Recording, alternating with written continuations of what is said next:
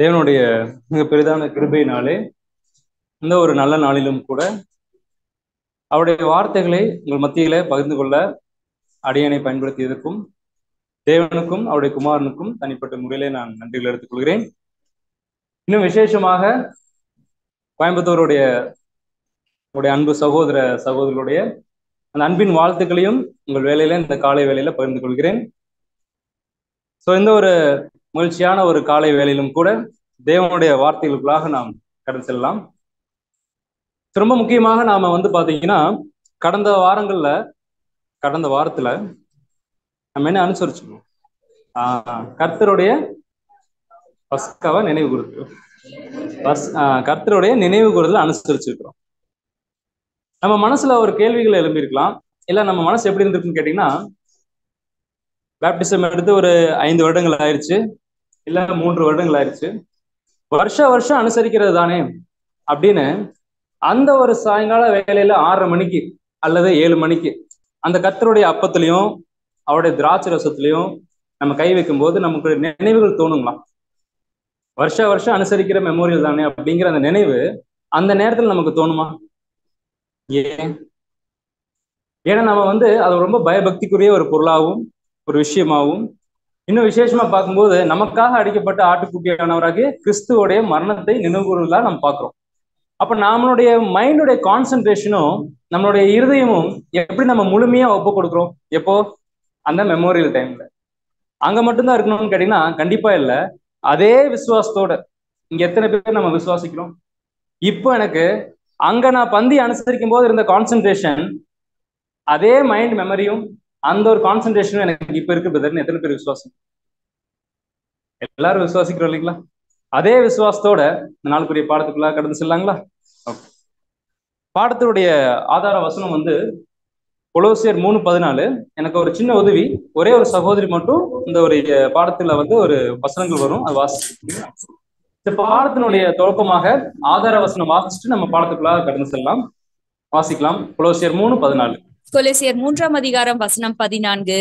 தேவ சமாதானம் உங்கள் இருதயங்களில் ஆழக்கடவது, இதற்கென்றே நீங்கள் ஒரே சரீரமாக அழைக்கப்பட்டீர்கள், நன்றியறிதல் உள்ளவர்களுமாய் இருங்கள். இந்த வசனத்தை நம்ம படிக்கும் போதே நமக்கு புரிஞ்சிருக்கும். சோ தலைப்பு எதை பற்றினதாக இருக்கும் அப்படிங்கும் போது ஒரே சரீரமாக இல்ல.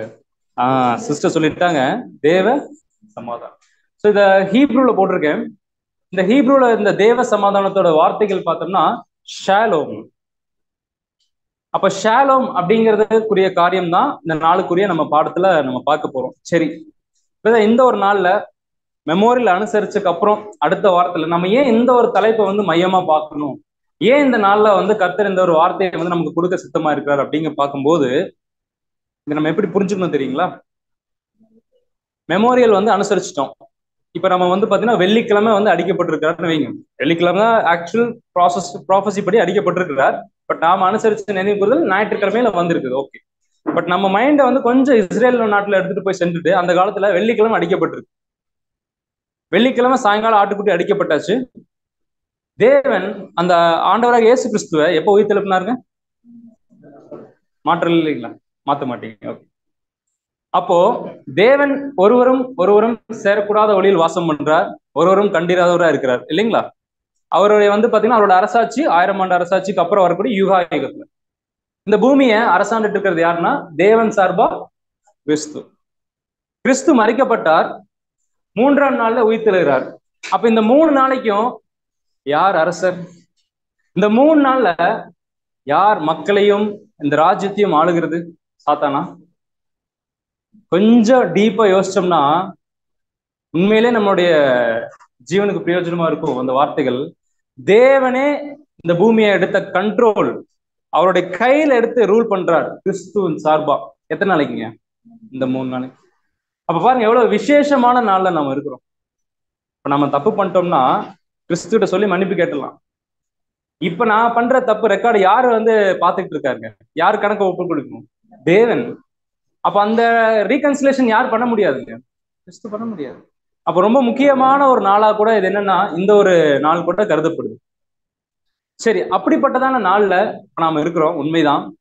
கிறிஸ்துவோடைய சரீரத்திற்கு என்னவாயிற்று? அங்க ஏஞ்சல்ஸும் கவலைப்படுறாங்க.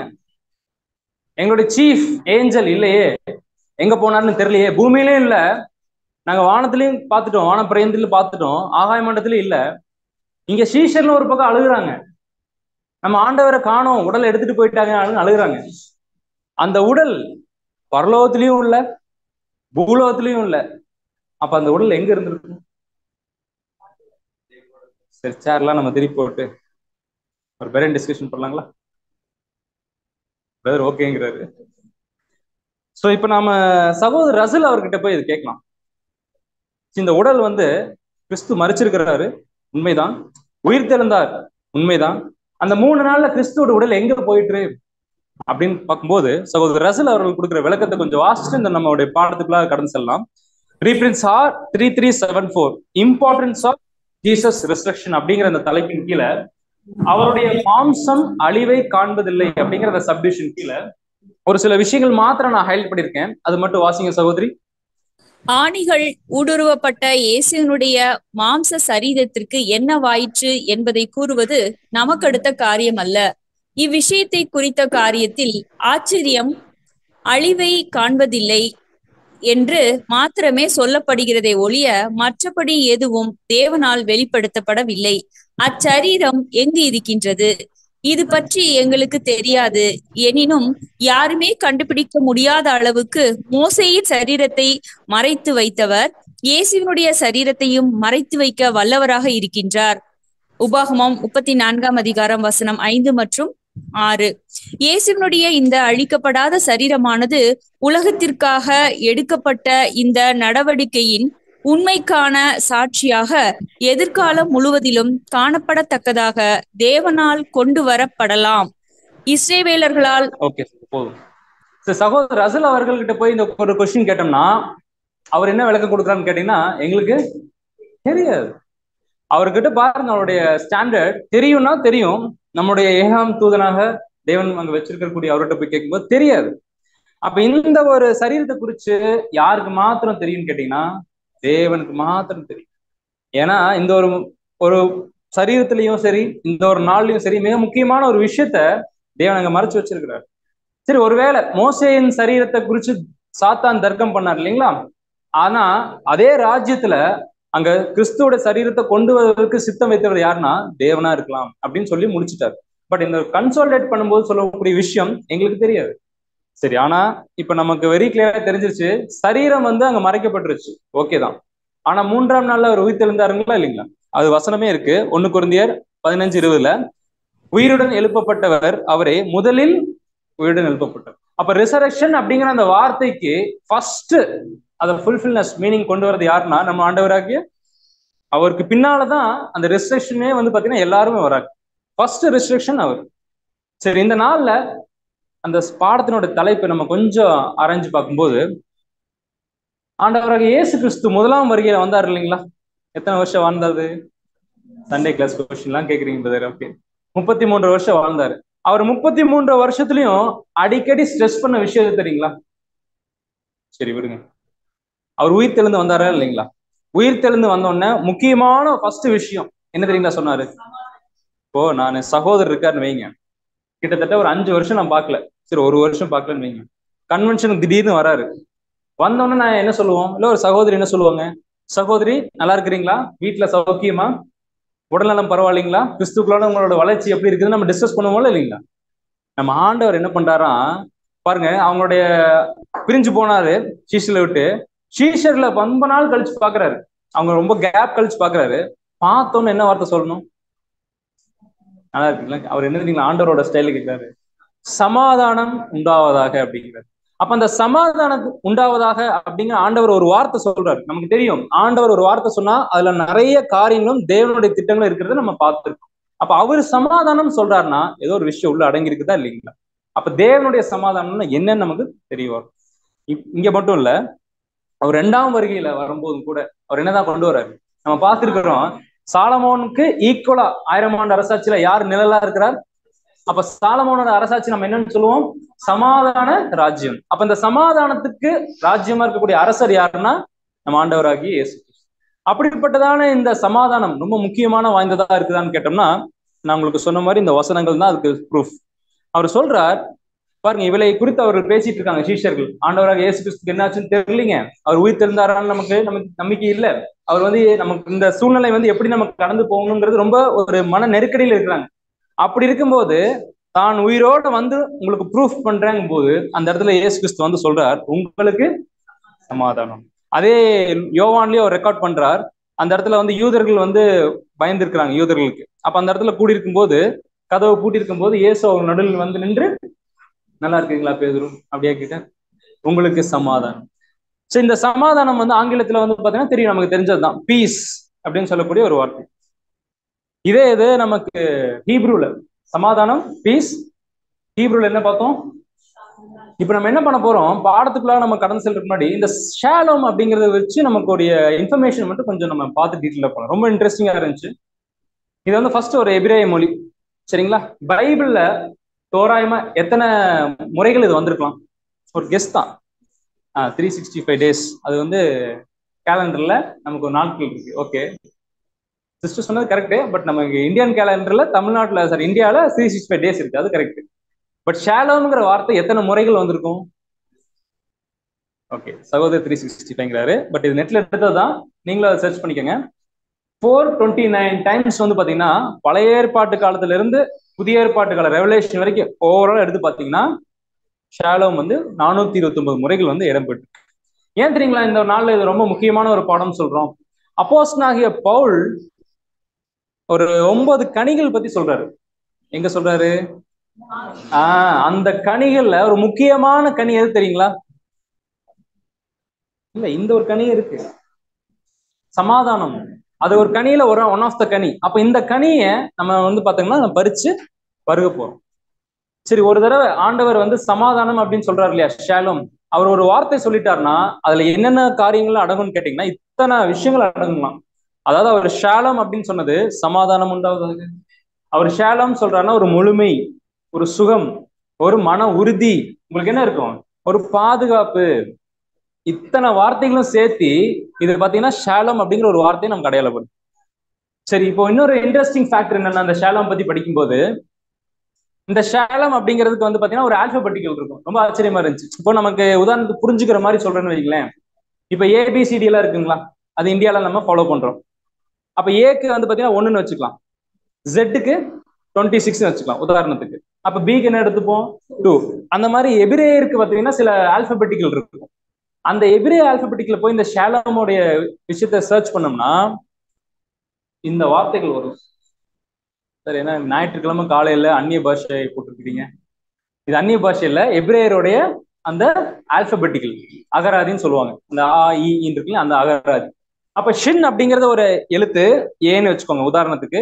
லேம் அப்படிங்கிறது பி, வேவ் அப்படிங்கிறது எக்ஸ்ன்னு வச்சுக்கோங்க உதாரணத்துக்கு வச்சுக்கோங்க. மெம் அப்படிங்கிறது ஜெட். அப்ப எதுக்கு ஒரு வேல்யூ இருக்கும் இல்லையா? இப்ப 4 லெட்டர் இருந்துச்சுன்னா 4க்கு ஒரு வேல்யூ இருக்கும். அந்த வேல்யூ என்னன்னா, இது 21st லெட்டர் அப்படிங்கிறாங்க, லேம்டு 12th லெட்டர். இப்போ ஷின்னுக்கு 21st லெட்டர், அதுக்கு 300. லேம்டு 12வது லெட்டர், அதுக்கு 30. வேவ் அப்படிங்கிற ஒரு லெட்டருக்கு 6th லெட்டர்னு சொல்றாங்க எபிரேயர்ல, அதுக்கு 6. மெம் 40. ஸோ அடியன் கணக்குல கொஞ்சம் வீக்குங்கிறதுனால சகோதரிட்ட இதை ஒப்படைக்கிறேன். நீங்க சொல்லுங்க பார்க்கலாம், இதை 4 கூட்டினா எக்ஸாக்டா எவ்வளவு வரும்? உண்மையிலே பயங்கர பிரில்லியன்ட் தான் ஹுசூர். ஓகே, 376. இப்ப நீங்க பதில் சொல்லிடுறீங்க, விசுவாசத்தோட கேட்கிறேன். தேவனுடைய தெய்வீக திட்டத்துல இந்த 376ங்கிற நம்பரை எது கூட ஒப்பிட்டு பேசுவீங்க? ஒப்பிட்டு பார்ப்போம். கடினம் தான். சப்ஜெக்ட் ப்ரிப்பேர் பண்ணும்போது கொஞ்சம் கடினமா தான் இருந்துச்சு, பட் ஈஸியா நம்ம புரிஞ்சுக்கலாம். எப்படி புரிஞ்சுக்கலாம்னு கேட்டீங்கன்னா, பாடத்தோட தலைப்பு ஒட்டியும் இந்த நம்பரை ஒட்டியும் இணைச்சு பாருங்க, உங்களுக்கு ஒரு க்ளூ கிடைக்கும்.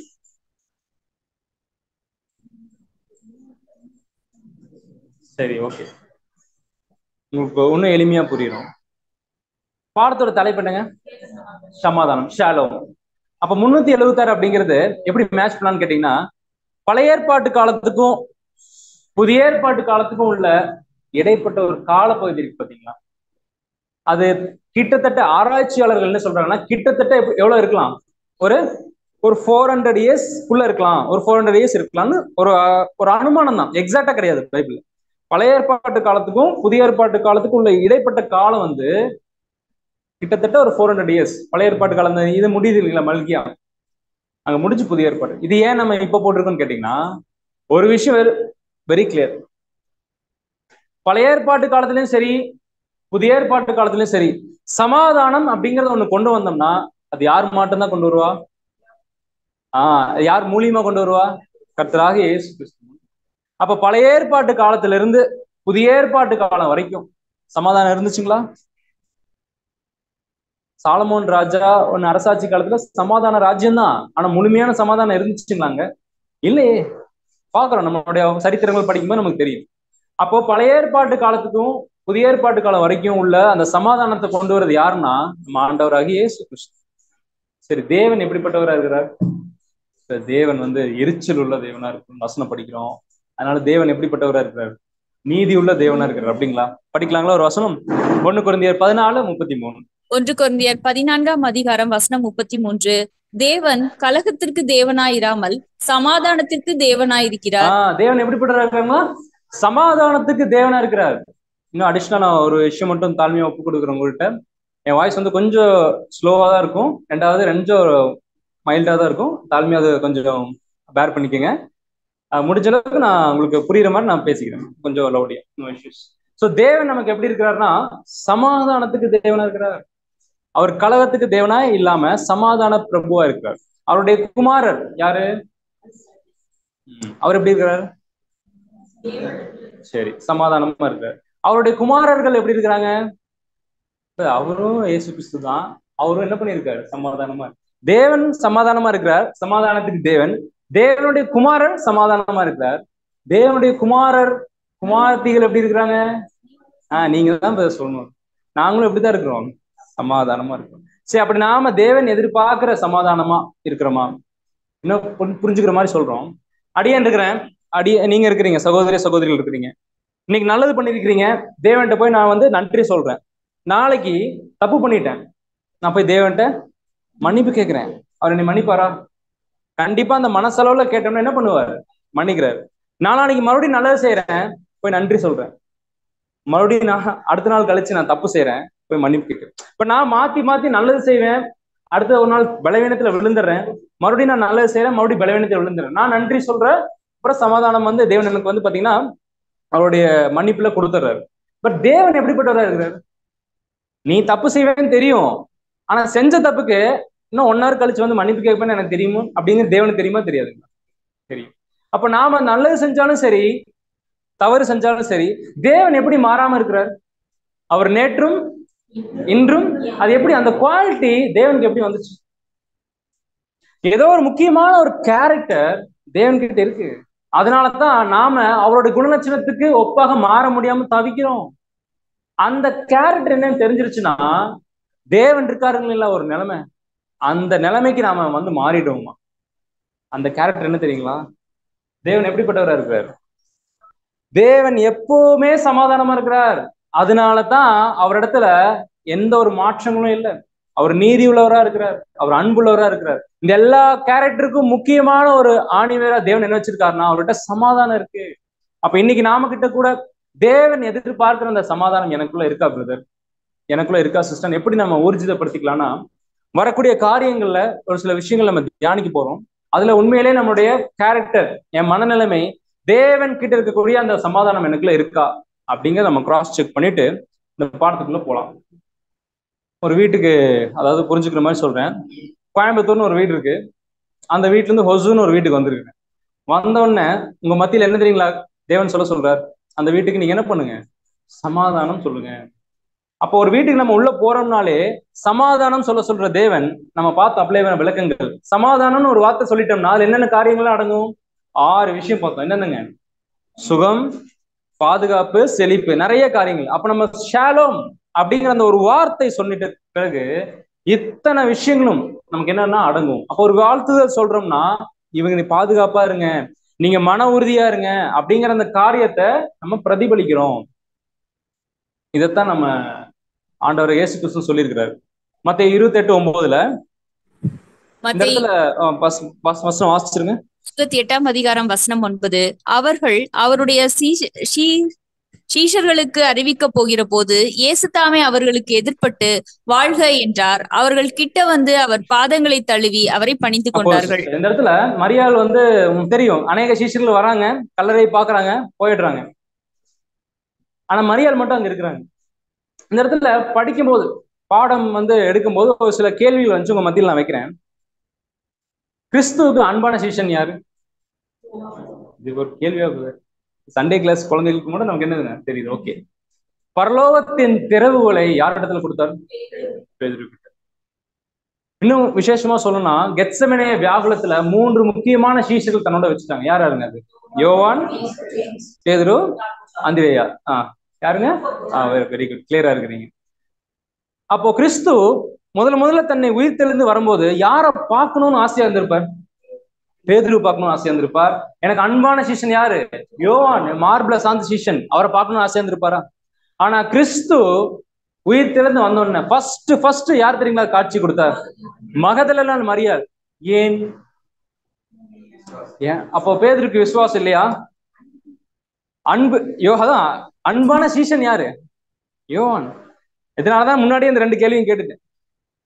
அப்படி இருக்கும்போது எதனால வந்து மகதலேனா மரியாளுக்கு தன்னை ஃபர்ஸ்ட் வெளிப்படுத்தணும்? அது எவ்வளவு பெரிய பிரிவிலேஜ் தெரியுங்களா? அப்படிங்கிற விஷயத்த சப்ஜெக்டோட கடைசியில பார்க்கும், மனசுல வச்சிருங்க. சப்ஜெக்டோட இறுதியில பார்க்க.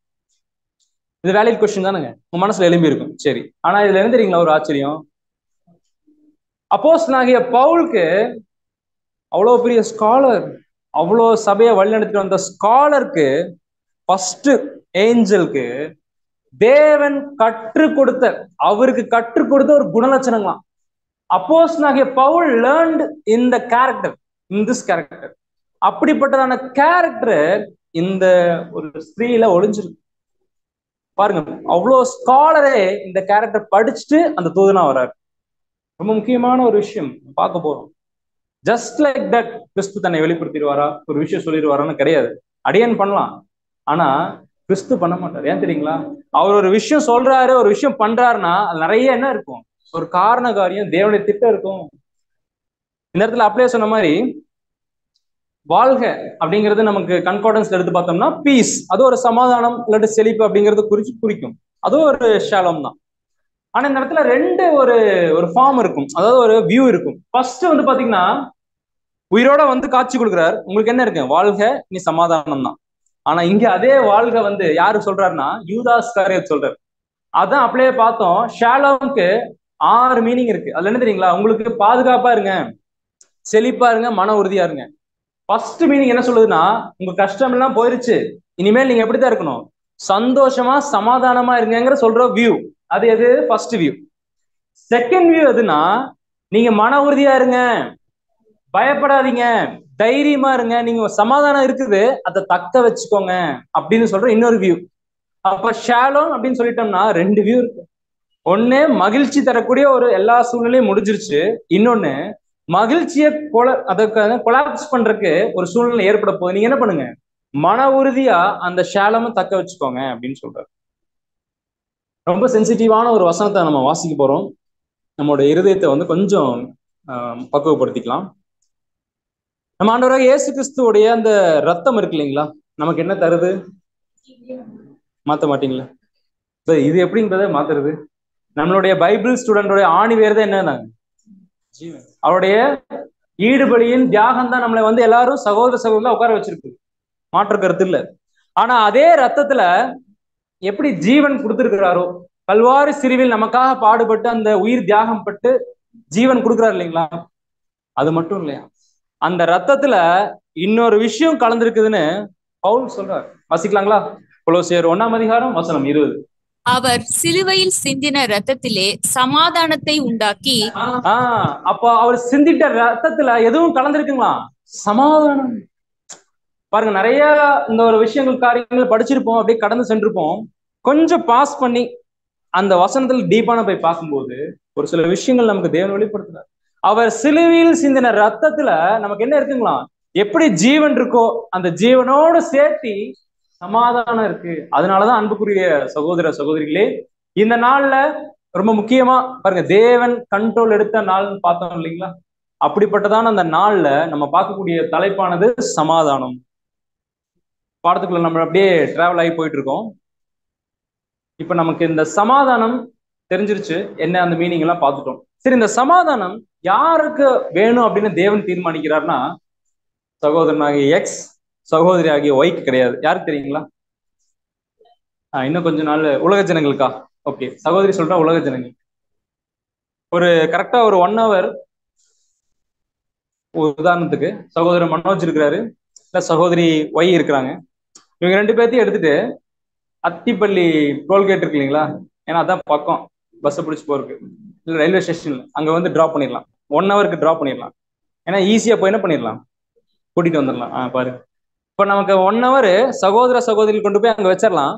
அதாவது மாம்சத்தை கொண்டு போய் வச்சிடலாம். இப்ப நம்ம மாம்சத்தை கொண்டு போய் வச்சிட்டோம்னா இங்க எல்லாரும் யார் இருப்போம்? புதிய சிருஷ்டிகள். அப்ப இந்த பாடம் யாருக்காகன்னு கேட்டீங்கன்னா, சகோதரி எக்ஸுக்கு, சகோதரி ஒய்க்கா இல்ல, நம்ம இங்க எல்லாரும் உட்காந்துட்டு இருக்கீங்களா, புது சிருஷ்டிக்கு, அவங்களுக்காக தேவன் கொடுக்கிறார் அவருடைய சமாதானம். நீங்க பயப்பட வேண்டாம், நீங்க பார்க்கறதுலே புரியுது. இன்னும் 1 hour கழிச்சு என்ன பண்ணிக்கலாம், நம்மளோட உறவினர்களை தூக்கிட்டு கொண்டு வந்து வச்சுக்கலாம். சரி, இந்த பூமியில நம்ம பார்த்துட்டோம், இந்த பாடம் யாருக்காக, புது சிருஷ்டின்னு பார்த்துட்டோம். புது சிருஷ்டிக்கு யார் யார் பிரதர் ரிலேஷன்ஷிப், ரிலேட்டிவ்ஸ்? உண்மையிலே எனக்கு என்ன சொல்றதுங்க, ஒரு மாதிரி சூழ்நிலை வந்து நெஞ்சு அடைக்கிற மாதிரி இருக்கு நீங்க சொல்ற பதில். ஃபர்ஸ்ட் விஷயம் என்னன்னா, புது சிருஷ்டிக்கு யார் உறவினர்லாம் புது சிருஷ்டி, நம்ம கேட்கறதுக்கு ரொம்ப சந்தோஷமா இருக்கு. ஆனா ஃபர்ஸ்ட் ஒரு ரிலேட்டிவ் ஒரு புது சிருஷ்டிக்கு யாரு தெரியுங்களா? 3 பேர் நான் போட்டிருக்கேன். பிதா, குமாரன், கொஞ்சம் பயமா இருக்கு, கொஞ்சம் ஸ்லோவா சொல்லிருங்க. ஃபர்ஸ்ட் ரிலேட்டிவ் யாரு நமக்கு தெரியும், பிதாவாகிய தேவன் தான் the very first relative for new creation. Second relative யாருங்க? நம்ம ஆண்டவராகிய இயேசு. இப்பதான் நீங்க சொன்ன அதிர்ச்சி பதில் என்ன தெரியுங்களா, நம்ம சவுடன் சகோதர சகோதரிகள். அப்ப ரொம்ப ஒரு பிராடா இருந்த சப்ஜெக்ட். ஷாலோம் அப்படின்னாலே நமக்கு தெரியும், நியூட்ரலா சமாதானம் தெரியும். அப்படியே நம்ம நெருக்கி நெருக்கி ஒரு நேரோ பார்த்துட்டு நம்ம கடந்து சென்றுட்டு இருக்கோம். அப்போ ஷாலோம் அப்படிங்கிறது ஒரு புது சிருஷ்டி. இந்த 3 பேர்த்து கூட தக்க வச்சுக்கிட்டோம்னா தேவன் ஒரு நிலைமையில் இருக்காரு இல்லைங்களா. அவர் எப்படி இருக்கார்? நேற்றும் இன்றும் மாறாத சமாதானமா இருக்கார் இல்லையா. அந்த நிலைமை நம்ம அடைஞ்சிருவோம். இப்ப நமக்கு தெரிய வேண்டியது, நமக்கு ரிவீல் ஆக வேண்டியது என்னன்னா, எப்படி ஒரு புது சிருஷ்டி தேவன் கிட்ட சமாதானமா இருக்கிறது, எப்படி ஒரு புது சிருஷ்டி கிறிஸ்து கூட சமாதானமா இருக்கிறது, எப்படி ஒரு புது சிருஷ்டி ஒரு உடன் புது சிருஷ்டி கூட சமாதானமா இருக்கு. இந்த ஒரு காரியம் தெரிஞ்சிருச்சுன்னா நம்ம எல்லாரும் எப்படி தெரியுங்களா ஆயிரும், தேவன் இருக்கிற மாதிரி ஆயிரும். அந்த ஒரு சமாதானம் தான் நமக்கு கொடுக்கறதுக்கு கிறிஸ்து தவிச்சாருங்க 3 வருஷம். உயிர்த்தெழுதல் வந்தும் சொல்றாரு சமாதானம் உண்டாவதாக. ஆனா புரிஞ்சுக்கல சீஷர்கள். ஏன்? பரிசுத்த ஆவியின் அந்த வல்லமை அவங்களுக்கு எங்க கொடுக்கப்பட்டுச்சுன்னா பெந்தகோஸ்தினாலதான் கொடுக்கப்பட்டுச்சு. அதுக்கப்புறம் இருந்தாங்க பாத்தீங்களா அவங்களோட சீல், அந்த ஜீல், அந்த ப்ரீஷியஸான ஒரு அன்பு. சான்ஸே இல்லைங்க. அந்த மாதிரிலாம் வாழ முடியாது. வாழ முடியாதுன்னு சொல்ற நாம இந்த சப்ஜெக்ட் முடிஞ்சதுக்கு அப்புறம் சொல்லணும், அதே ஜீல், அதே அன்பு, அதே சமாதானம் இப்ப எனக்குள்ள இருக்கு, நான் உன்னை லைஃப் ரன் பண்றது தேவனுக்காக அப்படின்னு சொல்லி நம்ம முடிவெடுக்கலாம். ஃபர்ஸ்ட் நம்ம இந்த பாடத்துல யாரை பார்க்கலாம், யாரை பார்க்கணும்? ஃபர்ஸ்ட் யாரு தான்? தேவன் தான். So first the shalom with God. ரொம்ப முக்கியமான ஒரு விஷயம். தேவன் கூட சமாதானமா இருக்க நான் என்ன பண்ணணும், என்ன காரியம் எனக்குள்ள இருந்து வெளிப்படணும், இல்ல விஷயங்களை வந்து அகற்றி போடணும் அப்படிங்கிறது தெரியணும். அவர் சொல்றார், இந்த சமாதானம் அப்படிங்கிறது நாம தேவன் கிட்ட காண்பிக்கணுமா, இல்ல தேவன் எனக்கு தரக்கூடிய விஷயமா? ஒரு ஊர்ல சொன்னாங்க, எந்த ஊர் தெரியுங்களா? டிஸ்ட்ரிக்ட் மேப்ல ஓரத்துல டாட் வச்சிருக்கும், புளியம்பட்டி அப்படிங்கிற ஒரு ஊர்ல ஒரு சகோதரி சொல்றாங்க, தேவன் எனக்கு தரதான் நான் காண்பிக்கணும், இதுல தப்பு இருக்கா? இல்லையே. பட் இன்னும் நமக்கு டீப்பா போனோம்னா, ஒரு விஷயத்த தேவனே தந்து அந்த விஷயத்தை எதிர்பார்க்கிறாரா, இல்ல டிஃபால்ட்டா இந்த விஷயம் எனக்குள்ள இருக்கணுமா அப்படின்னு நம்ம பார்க்கணும் போது வசனம் வாசிக்கலாம். வசனம் வரலீங்களா? சங்கீதம் 85:8. கர்த்தராகிய தேவன் விளம்புவதை கேட்பேன். அவர் தம்முடைய ஜனங்களுக்கும் தம்முடைய பரிசுத்தவான்களுக்கும் சமாதானம் கூறுவார். அவர்களோ மதிக்கீட்டுக்கு திரும்பாதிருப்பார்களாக. இதோ நான் அவர்களுக்கு சௌக்கியமும் ஆரோக்கியமும் வரப்பண்ணி அவர்களை குணமாக்கி அவர்களுக்கு பரிபூர்ண சமாதானத்தையும் சத்தியத்தையும் வெளிப்படுத்துவேன். அப்ப தேவனே ஒரு விஷயத்தை வெளிப்படுத்தாம நம்ம என்னதான் தலைகளா நின்னாலும் என்ன பண்ண முடியாதுங்க, கண்டிப்பா வந்து அதை பெற்றுக்கொள்ள முடியாது. அப்ப தேவனே ஒரு விஷயத்தை கொடுக்காம நாம இந்த பூமியில வாங்க முடியாது. அதே மாதிரி ஒரு விஷயத்த கொடுக்கறதுக்கு அவருக்கு பவர் இருக்கா? இந்த விஷயத்த இங்க நின்று கேட்கறதே தவறு, பட் இருந்தாலும் நான் கேட்கிறேன், தேவன் ஒரு விஷயத்தை எடுக்கிறதுக்கு பவர் இருக்கா? அவருக்கு கொடுக்கறதுக்கும் அவருக்கு பவர் இருக்கு, எடுக்கிறதுக்கும் அவருக்கு மட்டும்தான் பவர் இருக்கு. அது அவரே சொல்றாரு, எரேமியா 16:5. எரேமியா 16:5. ஆகையால் நீ துக்க வீட்டில் பிரவேசியாமலும் புலம்ப போகாமலும் அவர்களுக்கு பரிதபிக்காமலும் இருப்பாயாக என்று கர்த்தர் சொல்லுகிறார். என் சமாதானத்தையும் கிருபையையும் இரக்கத்தையும் இந்த ஜனத்தை விட்டு எடுத்து போட்டேன் என்று. அப்ப தேவன் என்ன பண்றாரா? ஒரு சமாதானத்தை அவர் ஜனத்துக்கு கொடுக்குறார். அதே தேவன் ஒரு சமாதானத்தை ஒரு ஜனத்துல இருந்து எடுத்து போடுறாரு. அப்ப எனக்குள்ள தேவனுடைய சமாதானம் இருக்கணும், இல்ல அதை எடுத்து போட்டுருச்சான்னு நான் எப்படி தெரியுங்களா ஊர்ஜிதப்படுத்திக்கலாம்?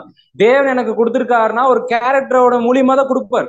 சும்மா ஒரு ஜஸ்ட் லைக் தட் தேவன் கொடுப்பாரு ஒரு ஜனத்துக்கும், ஒரு ஜனத்துக்கு எடுத்து போடுவாரா? கண்டிப்பா கிடையாது. அப்ப ஏதோ ஒரு நுணுக்கமான காரியத்தை தேவன் எதிர்பார்த்திருக்கார், அந்த ஜனங்கள் காண்பிச்சிருக்காங்க, அவர் கொடுத்துருக்கிறாரு. ஏதோ ஒரு விஷயத்த அவங்க இழந்திருக்கிறாங்க, அந்த சமாதானத்தை எடுத்து போட்டிருக்காங்க. ஒருவேளை தேவன் பிள்ளைகளா நாம இருக்கிறோம், தேவனுடைய சமாதானம் இப்ப எனக்கு கொடுத்துருக்கிறாரா இல்ல எடுத்து போட்டிருக்கிறாரா அப்படிங்கிறத பழைய ஏற்பாட்டு காலத்துல ஒருத்தர் வாழ்ந்திருக்கிறார், பரிசுத்தவான். அவர் என்ன பண்ணிருக்காரா? பிதாவாகிய தேவன், அண்ட சராசரங்களையும் படைத்த பிதாவாகிய தேவன் கிட்ட ஒரு உடன்படிக்கை போட்டிருக்காரு. நல்லா நோட் பண்ணி பாருங்க. நான் இந்த ஒரு பிரைம் மினிஸ்டர் எடுத்துக்கலாம் உதாரணத்துக்கு, இந்த இந்தியால அவர்கிட்ட போய் மீட் பண்ணிட்டு வரது எப்படி இருக்கும்? பெரிய விஷயமா நம்ம பார்ப்போம் இல்லைங்களா? பிரைம் மினிஸ்டர் கூட வேண்டாம், இந்த ஏரியா கவுன்சிலர் இல்லாட்டி இந்த மாதிரி சின்ன சின்ன இந்த ஹொசூருக்கு இம்பார்ட்டன்ஸா இருப்பாங்களா, அவங்கள போய் நான் மீட் பண்ணிட்டு வரேன், சே இந்த சகோதரர் இவரை போய் மீட் பண்ணிட்டு வந்தாரா அப்படிங்கிற அந்த பேச்சு எழும்பும். அதே பிரைம் மினிஸ்டர் நாளைக்கு காலையில 4 o'clock நான் எங்கிட்ட அப்பாயின்மெண்ட் கேட்டு அவர் வந்து என்னை மீட் பண்ணாரு, அந்த காரியம் எப்படி இருக்கும்? இப்ப அது உலகத்துல சாதாரண ஒரு நபருக்கே எவ்வளவு முக்கியத்துவம் கொடுக்குறோம் அப்படின்னம்னா, பிதாவாகிய தேவன் இந்த பூமியில ஒருத்தர் கூட உடன்படிக்கை பண்ணியிருக்காரு, சமாதான உடன்படிக்கை. அது எவ்வளவு பெரிய விஷயங்க, அதை நம்ம பார்க்கணுங்களா இல்லைங்களா? இந்த நபர் தான் தேவன் உடன்படிக்கை செய்த இந்த நபர். யாரு இவரு? கையில ஈட்டி வச்சிருக்காரு, மெல்கி சிதைக்கு அப்படிங்கிறாங்க. மெல்கி சிதை கையில ஈட்டி வச்சிருப்பாரு, அவர் அப்பமும் திராட்சை ரசம் தானே வச்சிருப்பாரு எல்லாத்துக்கும் கொடுக்குறதுக்கு. கிதியோன் சகோதரி சொல்லிட்டாங்க. இந்த பக்கம் சைட்ல இருந்து உதாரணத்துக்கு யாரு இது? கையில ஈட்டி வேற இருக்கு, ஆனா யாரு இருக்கா? தாவீதா இருக்கலாமா? தாவீதே இருக்க மாட்டாங்க. சகோதரர் சொல்லிட்டா சிம்சோனா இருக்கலாம் அப்படின்னு, ஏன்னா ஈட்டி வச்சிருக்காரு இல்லையா? சரி, ஒரு ஒரு நபருடைய பேர் சொல்றேன், சவுல். ஓகே, வெயிட் பண்ணுவோம்.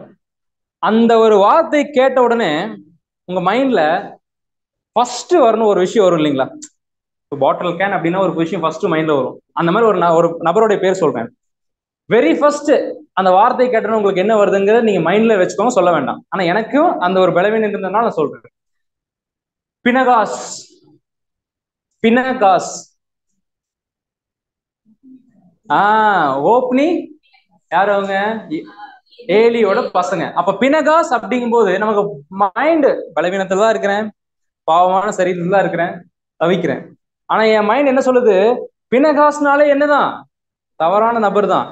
தேவன் அதே ஒரு காலப்பகுதியில அதே ஆசாரியத்துவத்துல அதே பேர் கொண்ட சரிசமமான ஏஜ் கொண்ட ஒரு பினகாஸ் இருந்திருக்கிறாருங்க. இவர் பேரும் பினகாஸ் தான். பாருங்க எவ்வளவு பெரிய ஆச்சரியமான ஒரு படைப்பு. தேவன் 2 பேர்த்தையும் வளர்த்துறாரு. ஒருத்தர் எல்லாத்துக்கும் தெரியுற மாதிரி, ஒருத்தர் யாருக்குமே தெரியாம மறைச்சு வளர்த்துறாரு. 2 பேர்த்துக்குமே ஆசாரியம் தான், 2 பேருமே ஈக்குவல் ஏஜ் தான், 2 பேருமே சரிசமமான ஈக்குவல் தான் தேவனோட பார்வையில. ஆனா ஒருத்தரோட கேரக்டர்னால இவர் தூக்குறார், ஒருத்தர் கேரக்டர்னால இவர் அந்த சமாதானத்தை இழந்து போறார். இவர் யார் தெரியுங்களா? இவர் பேரும் பினகாஸ் தான். ஆனா இந்த பினகாஸ் சாதாரண பினகாஸ் கிடையாது, அவர் ஆசாரியனோட பினகாஸ். இவர் யார் தெரியுங்களா? பிரதான ஆசாரியனுடைய பினகாஸ். அவர் வந்து பாத்தீங்கன்னா ஆரோன் தெரியும் நமக்கு, பிரதான ஆசாரியன். அவருடைய குமாரர் யாருன்னா எலியாசார்னு சொல்லுவாங்க. அந்த எலியாசாருடைய பையன் தான் இந்த பினகாஸ். இன்னும் சொல்ல போனோம்னா தாத்தா. யாருக்கு? பினகாஸ்க்கு வந்து தாத்தா, ஆரோன் வந்து தாத்தா. அப்படிப்பட்டதான பினகாஸோடைய வாழ்க்கையில சில நிகழ்வுகள் நடந்திருக்கு. அந்த நிகழ்வுல தான் நம்ம இப்போ ஒரு சின்ன ஒரு காலப்பகுதி நம்ம பார்க்க போறோம். அந்த நிகழ்வு காலப்பகுதியில தேவனே வந்து பினகாஸ் கிட்ட ஒரு உடன்படிக்கை பண்ணியிருக்காரு. சரி, அப்படி என்ன கேரக்டர் அவர் காண்பிச்சிருக்காரு அப்படிங்கிறத பார்க்கும்போது ஜஸ்ட் வசனங்கள் இருக்கும், நான் அப்படியே ஒரு ஸ்டோரி மாதிரி உங்களுக்கு நான் சொல்லிட்டேன். என்ன 25:2-3 நமக்கு தெரியும் நம்மளோட ரிலேட்டிவ்ஸ் யாருங்க? ரிலேட்டிவ்ஸ்னால யாருதான்? இஸ்ரேல் ஜனங்கள், வேற யாரும் இல்லை, ரொம்ப யோசிக்க வேண்டாம். அவங்க என்ன பண்றாங்க, வழக்கம் போல அவங்க என்ன பண்ணுவாங்களோ அதை பண்றாங்க. என்ன பண்றாங்க, அவங்க அந்நிய தேவர்களை விரும்புவாங்க. தனக்கு பிடிச்ச தேவனுக்கு பிடிக்காத காரியங்கள் என்னெல்லாம் இருக்கோ அதெல்லாம் தேடி கண்டுபிடிச்சு செய்வாங்க. யாரும் அதுல ஸ்பெஷலிஸ்ட், அவங்க ஹைலி ஸ்காலர்டு அவங்க. அப்படி ஒரு நாள் என்ன பண்றாங்கன்னா, ஜனங்கள் போய் புசித்து அவர்கள் தேவர்களை பணிந்து கொண்டார்கள். தேவன், நான் உங்க தேவனா இருக்கிறேன், என்னைய பணிஞ்சு கொண்டு சொல்றாங்க. இவங்க அவங்களுக்கு ஒரு தேவர்களை வச்சுட்டு அதை பணிஞ்சு கொண்டுட்டு இருக்காங்க. தேவன் இதை பாக்குறார். 3ஆம் வசனத்துல வாசிங்க.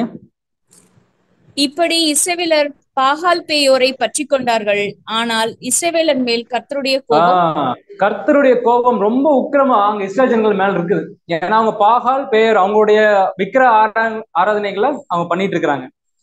சரி, இப்படி நமக்கு ரொம்ப ஒரு தேவனுக்கு பிடிக்காத ஒரு காரியத்தை ஜனங்கள் பண்ணும்போது தேவன் பயங்கர கோவப்பட்டு மோசையை கூப்பிட்டு, மோசே கம் ஹியர் அப்படின்னு கூப்பிடுறாரு. அவர் எங்க கூப்பிடுவார்?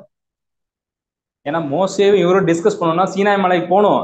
நீ எங்கூட வந்து டிஸ்கஸ் பண்றதுக்குள்ள இவங்க என்ன பண்ணிடுவாங்க, ஆல்ரெடி இருக்கிற ஸ்டேஜ்ல இருந்து கீழே போயிடுவாங்க. அதனால ஒரு சின்ன ஒரு கூடாரம் போட்டு அந்த கூடாரத்துக்குள்ள மோசேவும் தேவனும் கம்யூனிகேட் பண்ணிட்டு மோசையை கூப்பிடுறாரு. மோசையை கூப்பிட்டு ஒரு முக்கியமான ஒரு வசனத்தை சொல்றாரு. வாசிங்க 25:4. கர்த்தர் மோசையை நோக்கி, கர்த்தருடைய உக்கிரமான கோபம் இஸ்ரவேலை விட்டு நீங்கும்படி நீ ஜனங்களின் தலைவர்கள் எல்லாரையும் கூட்டிக் கொண்டு அப்படி செய்தவர்களை சூரியனுக்கு எதிரே கர்த்தருடைய சன்னிதானத்திலே தூக்கி போடும்படி. இப்ப என்ன பண்றாருன்னா, தேவனே ஒரு இன்ஸ்ட்ரக்ஷன் வந்து மோசையை கொடுக்குறாரு. பட் இந்த மாதிரி ஒரு அருவருப்பான ஒரு காரியங்கள் பண்ணிட்டு இருக்கிறாங்க உங்க மக்கள், சரிங்களா?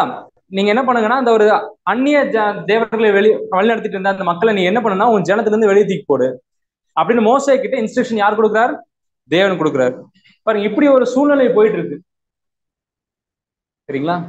இந்த மாதிரி ஒரு சூழ்நிலை போயிட்டு இருக்கும்போது ஒருத்தர் வரார். அங்க மோசேவும் ஆரோனும் மத்த இஸ்ரேல் ஜனங்களும் அழுதுட்டு இருக்காங்க. தேவன் என்ன பண்ண போறாங்களோ, இந்த உக்கிர கோபம் இருக்கு, இந்த தேவனுடைய கோபத்துக்கு நம்ம முன்னாடி நிக்க முடியுமா? கண்டிப்பா நம்மளால நிக்க முடியாது. அப்படி அழுதுட்டு இருக்கும்போது இங்க என்ன நடக்குதுன்னே தெரியாது, அங்க என்ன டாபிக் போயிட்டு இருக்குன்னே தெரியாம ஒருத்தர் வரார். அவர் வரது மட்டும் இல்ல, அவர் என்ன பண்றாரு தெரியுங்களா? வாசிக்கலாம். என்ன 25:6. அப்பொழுது மோசேயும் இஸ்ரவேல் புத்திரராகிய சபையார் அனைவரும் ஆசரிப்பு கூடார வாசலுக்கு முன்பாக அழுது கொண்டு என்ன பண்ணிட்டு இருந்தாங்களா?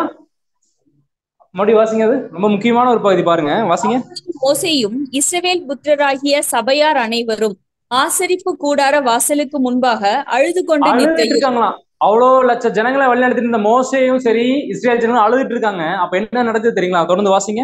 அவர்கள் கண்களுக்கு முன்பாக இஸ்ரவேல் புத்திரரில் ஒருவன் ஒரு மீதியானிய ஸ்திரீயை தன் சகோதரிடத்தில் அழைத்து கொண்டு வந்தான்.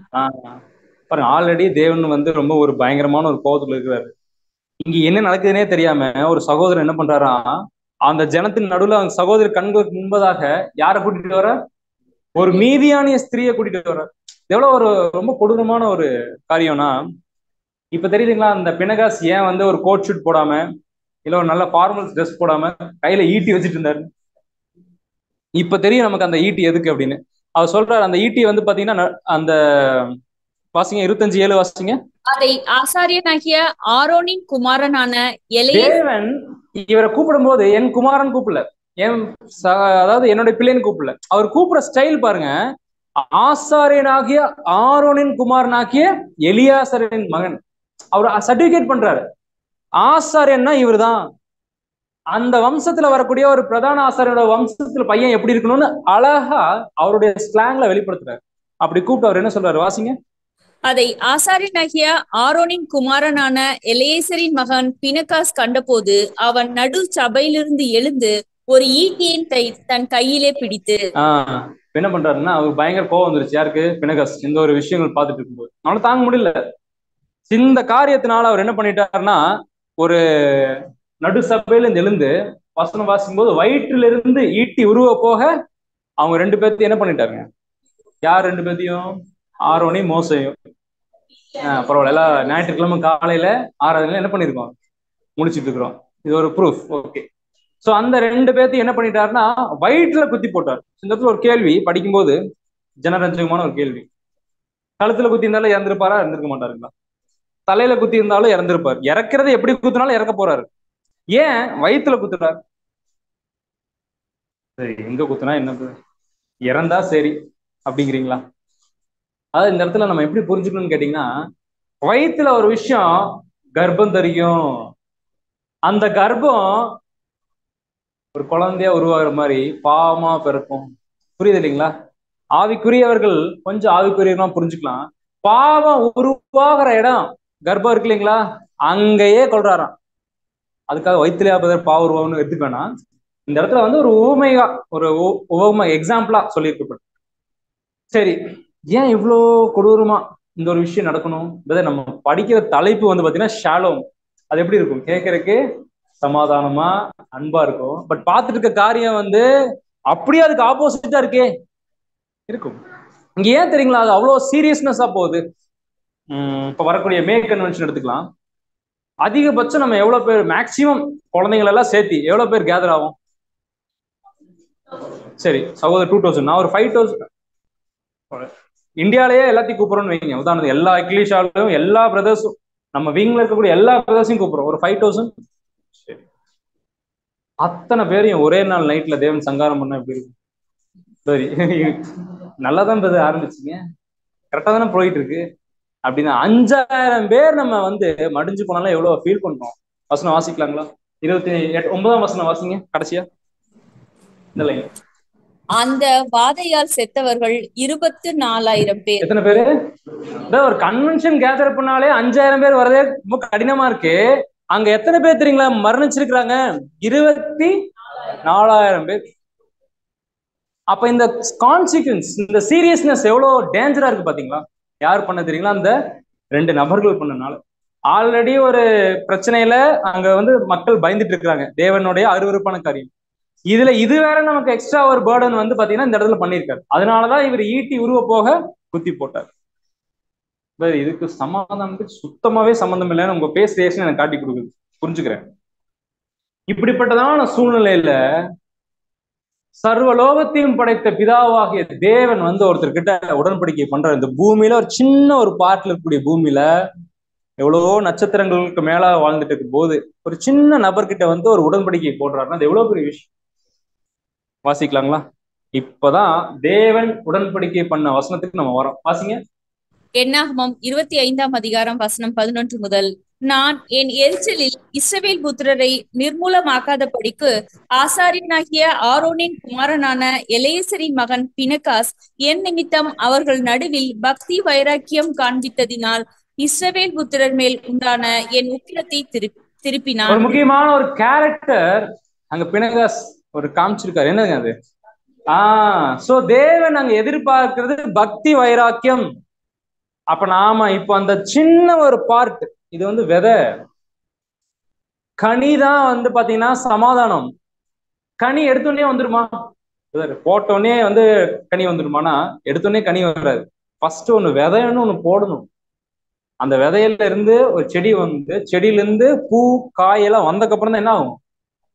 அப்ப கனி தேவ சமாதானம்னா தேவன் எதிர்பார்க்கிற விதை. தேவன் எப்பவுமே நோக்கம் தான் பார்ப்பாரு, கரெக்டுங்களா? அந்த விதை என்ன தெரியுங்களா? ஒரு நோக்கம். அந்த நோக்கம் என்னன்னா பக்தி வைராக்கியம். அப்ப நாம இப்ப தியானிக்க போற விஷயம், அந்த பக்தி வைராக்கியம் தேவன் எதிர்பார்க்கறது எங்கெல்லாம் இருக்கா, நான் சரியா நான் கடைபிடிச்சிட்டு வரணும் அப்படிங்கிறத பார்க்க போறோம். அப்படி ஒருவேளை நான் பக்தி வைராக்கியமா இருந்தேன்னா, கடைசி வசனம் வாசிங்க 12. ஆகையால் இதோ அவனுக்கு என் சமாதானத்தை உடன்படிக்கையாக கட்டளையிடுகிறேன். பாரு, சமாதான உடன்படிக்கை யார் யாருக்கு பண்றாங்க? ஒரு பிரைம் மினிஸ்டர் என்னை பார்க்க வந்தா எப்படி இருக்குங்க? பெரிய விஷயமா இருக்கும். தேவன் வந்து ஒருத்தர்கிட்ட சமாதான உடன்படிக்கை பண்றாரு, அதெல்லாம் சான்ஸ்லெஸ், பெரிய விஷயம். அப்படிப்பட்டதான அந்த சமாதானம் தேவனே வந்து பண்ணும்போது என்ன காரியத்தை எதிர்பார்க்கிறாருன்னா the zeal of பினகாஸ். சரி, அப்படி என்ன ஒரு ஜீல் காமிச்சிட்டாரு? ஒரு ஈட்டி எடுத்து குத்திட்டாரா? அது ஒரு ஜீல். அப்படியா நான் பண்ணணுமா அப்படின்னா, அந்த காரியம் பாக்குறதுக்கு முன்னாடி இன்னும் 2 பேர், முக்கியமான ஒரு 2 நபர்கள் வந்தாங்களா, விஐபி. ஏன்னா அவங்களாலதான் இவங்க 2 பேரு பிரச்சனையாச்சு. யாருங்க அவங்க? மீதியானியர்கள் ஸ்திரீயும். அவங்க 2 பேர் யார் ஆக்சுவலா? இந்த 2 பேர் யார்? இவங்கனால 24,000 பேர்த்த தேவன் கொள்ளுவாரா?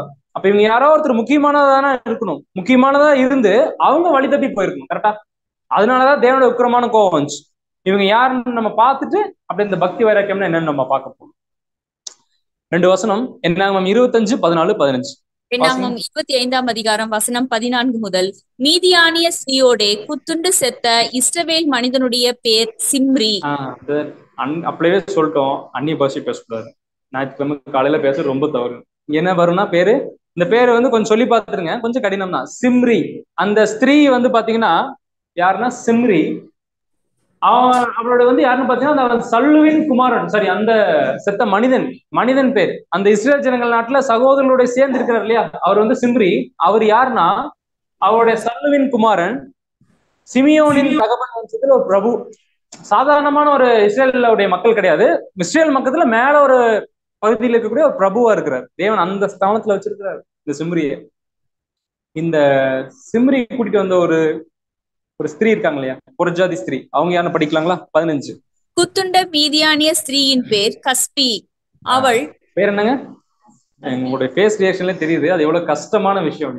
அப்ப சிம்ரி, கஸ்பி 2 பேர் இருக்காங்க. இந்த கஸ்பி யாருன்னா இவங்களும் சாதாரணமான இல்ல, இவருடைய தகப்பன் வம்சத்தாரில் ஜனத்துக்கு தலைவனா இருந்தான். அதாவது சூரின் குமாரத்தி இவர் இந்த கஸ்பி. இந்த சூரியன் யாருன்னா அவன் மீதியானியர்களுக்கு யாருன்னா தகப்பன் வம்சத்துல ஒரு தலைவனா இருக்கிறான். அப்போ இங்க பாருங்க 2 பேர் இருக்கிறாங்க, ஒரு சிம்ரி, கஸ்பி. சிம்ரியும் ஒரு ஜனங்களுக்கு பிரபு, அதிபரா இருக்கிறாரு. கஸ்பியும் வந்து பாத்தீங்கன்னா அதிபர் கிடையாது, அதிபருடைய குமாரத்தி, மகள், ஒரு டாட்டர் அப்படின்னு வச்சுக்கலாம். அப்ப 2 பேருமே ஒரு பெரிய ஒரு முக்கியமான ஒரு நபராக தான் இருந்திருக்கிறாங்க. அப்ப இந்த இடத்துல 3 முக்கியமான ஒரு ரோல் கேரக்டர் வருது. ஃபர்ஸ்ட் த பினகாஸ், செகண்ட் யாருன்னா சிம்ரி, மூன்றாவது. அப்ப இந்த 3 பேர் யாருன்னு தெரிஞ்சிருச்சுன்னா நம்ம என்ன பண்ணோம்னா ஈஸியா நம்ம கன்சோல் பண்ணி. இது தெரியாதுங்களா? எவ்வளவு நேரம் பார்த்துருக்குறோம் சப்ஜெக்டை. சிம்ரி உங்களை அடையாளப்படுத்தும், கஸ்பி என்னை அடையாளப்படுத்தும். நான் பண்ற தப்புக்கு ஈட்டி எடுத்து ஒரே குத்துல நீங்க என்ன பண்ணிடுவீங்க? பைபிள் வார்த்தைகளே என்ன பண்ணுவீங்கன்னா கொண்டுருவீங்க. கரெக்டா? நான் செத்துருவேன். சிஸ்டர் கரெக்டுங்க. அப்படி புரிஞ்சுக்க முடியுமா? இல்லையே. அதனாலதான் அப்படியே சொன்னேன், அடியேனும் சகோதர சகோதரிகளும் அத்திப்பள்ளி டோல்கேட்ல நின்று இருக்காங்க, இன்னும் வெயிட் பண்ணிட்டே இருக்கிறாங்க. சப்ஜெக்ட் முடிஞ்சோன்னு என்ன பண்ணிருந்தோம், போய் கூட்டிட்டு வந்தோம். இங்கெல்லாம் யாருன்னு பார்த்துட்டு இருக்கிறோம், புது சிருஷ்டி. அப்ப இந்த 3 நபர்களும் புது சிருஷ்டி வாழ்க்கையில நடக்கக்கூடிய முக்கியமான ஒரு ரோல், இந்த கேரக்டர் நம்ம பாக்குறோம். ஏன்னா இது மாம்சத்துல யோசிச்சோம்னா மாம்சமா போயிடும், ஆவிக்குரியவர்களா யோசிக்கணும். அப்படிங்கும் போது ஆவிக்குரிய விஷயத்துல புது சிருஷ்டி யாத்திரை அடையாளப்படுத்துது பினகாஸ். அப்ப பினகாஸ் எப்படி ஒரு பக்தி வைராக்கியம் காண்பிக்கிறாரோ அதே மாதிரி புது சிருஷ்டி என்ன பண்ணுங்க, பக்தி வைராக்கியம் காண்பிக்கணும். சிம்ரி யார் அடையாளப்படுத்தும்? இந்த புது சிருஷ்டியை தடை பண்ணுவது இல்லைங்களா, பாவத்துல விட செய்வதற்கு ஒரு பாவ மாம்சம், அதை நம்ம என்ன சொல்றோம்னா பழைய மனுஷன். அப்ப இந்த கஸ்பி, இதை மட்டும் என்னால வந்து தமிழ்ல போட முடியல, பேர் பண்ணிக்கங்க. ஆனா இந்த கஸ்பி வந்து பாத்தீங்கன்னா பிரபு இல்ல, தகப்பனுடைய டாக்டர். எங்கேயோ கேள்விப்பட்ட மாதிரி இருக்கு பேசிக் கிளாஸ்ல. இது தெரியாத பேர் சபைகள், அவங்கனாலதான் நான் என்ன பண்றேன், அனுதினமும் நான் வந்து இழந்துட்டு இருக்கேன். சொல்ல முடியுமா? நீங்க சொல்ற உலகம், பேர் சபை, அரசியல், மதம், நாளையும் சேர்த்து கூட்டி ஒரு பதிலா சொல்லுங்க. இந்த சாத்தானோட இன்ஃப்ளூயன்ஸ், இதுவும் ஒரு டாக்டர் தான். இது தேவனுடைய டாக்டரா இல்ல சாத்தானுடைய டாக்டரா டிசைட் பண்றது யாருங்க? இந்த மேனுஃபேக்சர் பண்றவரா? இதை யூஸ் பண்றதா டிசைட் பண்றாரு, இது தேவனுடைய டாக்டரா சாத்தானுடைய டாக்டரா அப்படின்னு. அப்ப சாத்தானுடைய இன்ஃப்ளூயன்ஸ் எதெல்லாம் என்னை அஃபெக்ட் ஆகுதோ அது எல்லாமே என்னதாங்க, கஷ்டம். கஷ்டமா தான் இருக்கு அந்த பேர் சொல்றதுக்கு, பட் புரிஞ்சுக்கலாம்.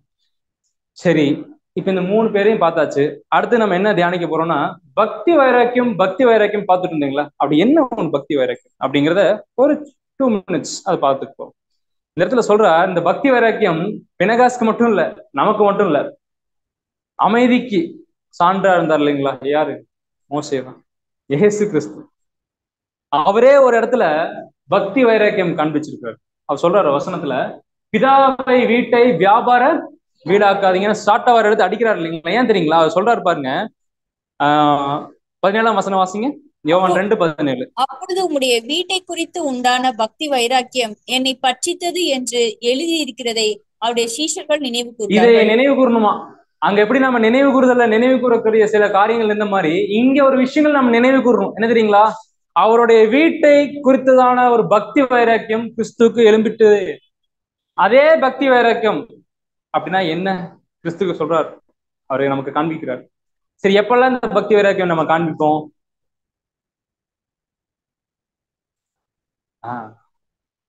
கன்வென்ஷன் வருது. உதாரணத்துக்கு எக்ஸாம்பிள், ஒரு எக்ஸ்னு சகோதரி எக்ஸ்னு பிரதர் வந்து வேலைக்கு போறாங்க. கேட்டு நின்று பர்மிஷன் கேட்குறாங்க. என்ன பண்றாங்க? கன்வென்ஷன் போகணும். சரி, கன்வென்ஷன் கூட வேணாம் பிரதர், ஒரு பிரதருக்கு அடிபட்டுருச்சு ஆக்சிடென்ட்ல, பிளட் கொடுக்க போகணும். அந்த இடத்துல முக்கியமான ஒரு ப்ராஜெக்ட் இருக்கு, அந்த இடத்துல ஒரு மீட்டிங் அட்டன் பண்ணியே ஆகணும். பிளட் கொடுக்க போவோமா இல்ல அந்த மீட்டிங் அட்டன் பண்ணுவோமா? மீட்டிங் அட்டன் பண்ணலைன்னா வேலை போயிடும், குழந்தைங்களோட படிப்பு போயிடும், எல்லாமே போயிடும், கொலாப்ஸ் ஆயிடும். பிளட் குடிக்கலன்னா உயிர் போயிடும். எதுக்கு இம்பார்ட்டன்ஸ் கொடுக்கும்? உண்மையா, ரியாலிட்டியா, ப்ராக்டிக்கலா பேசணும். கொஞ்சம் கன்ஃபியூஸ் ஆகிற பாத்தீங்களா? அந்த கன்ஃபியூஷன்ஸே வராம என்னதான் நமக்கு வேலை போனாலும் சரி, என்னதான் என் ஜீவன் போனாலும் சரி, என் சகோதரனுடைய ஜீவன், என் சகோதரியோட ஜீவன் தான் எனக்கு முக்கியத்துவம் அப்படின்னு சொல்லி ஒரு முடிவு எடுக்கிறோம் பாத்தீங்களா? அதுதாங்க தேவனுடைய பார்வையில முக்கியமான ஒரு பக்தி வைராக்கியம். அந்த பக்தி வைராக்கியமோட சீடு விதை தான் நமக்குள்ள எதிர்பார்க்கிறாங்க. ஒரு எக்ஸாம்பிளுக்காக ஒரு சொன்னேன், எவ்வளவோ காரியங்கள் இருக்கலாம். சொல்றாரு பிழைப்புக்குன்னு ஒரு அலுவலகம் கொடுத்துருக்கேன். எதுக்குன்னா அது பிழைப்புக்கு, அவ்வளவுதான். ஆனா அந்த பிழைப்பையே நான் ஒரு சில நேரத்துல என்ன பண்ணிடுறேன்னா, அது எனக்கு என்ன பண்ணிருங்களா, அதிக ஒரு கம்ஃபர்ட், அதிகமான என்னுடைய விஷயங்கள்ல நான் போய் உட்பகுத்தும் பொழுது என் பக்தி வைராக்கியம் என்ன ஆகும்னா ஸ்லோவா கம்மி. சரி, இங்க ஒரு நபர்கள் போட்டிருக்கேன். செகண்ட் பிக்சர்ல யார் பக்தி வைராக்கியம் காண்பிக்கிறாங்க, யார் பக்தி வைராக்கியம் காண்பிக்கல, கரெக்டா சொல்லுங்க பார்க்கலாம். கடினம் தான்.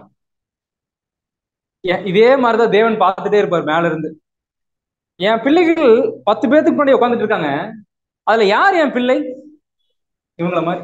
அப்ப நான் வந்து பக்தி வைராக்கியம் காண்பிக்கக்கூடிய இடத்துல தேவனுடைய பிள்ளையாவே நான் நடந்துக்கல.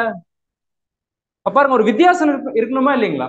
ஒரு உலக ஜனங்களாலும் சரி, சபையா இருந்தாலும் சரி, நம்ம எல்லா இடத்துலயும் தேவனுடைய பிள்ளை அப்படிங்கிற அந்த ஒரு பக்தி வைராக்கியம் எனக்குள்ள எழும்பணும். சாயங்காலம் 7:30 மணி ஆயிடுச்சா, இதே பிராக்டிக்கலா ஒரு எக்லிஷா இருந்தா கூடிக்கலாம். இல்ல ஆன்லைன் கிளாஸஸ் தேவன் ஒரு காற்றின் மூலமா கடைசி காலத்துல சத்தியம் கொடுக்குறாரு. 7:15 என் இருதயம் சொல்லணும், இன்னைக்கு கிளாஸ் இருக்கு, யோபு கிளாஸ் இருக்கு, இன்னைக்கு 1000 ஆண்டு அரசாட்சியின் கிளாஸ் இருக்கு, இல்ல ஒரு பெரைன் டிஸ்கஷன் கிளாஸ் இருக்குன்னு எனக்குள்ள ஒரு எழும்புது பாத்தீங்களா, ஒரு சின்ன ஒரு சீடு. அது தேவன் எதிர்பார்க்கிறேன். பெரிய பெரிய கிரியைகளை நான் காண்பிக்கணும்னு ஆசைப்படுறேன், தேவன் எனக்குள்ள சின்ன விஷயத்த ஆசைப்படுறாரு.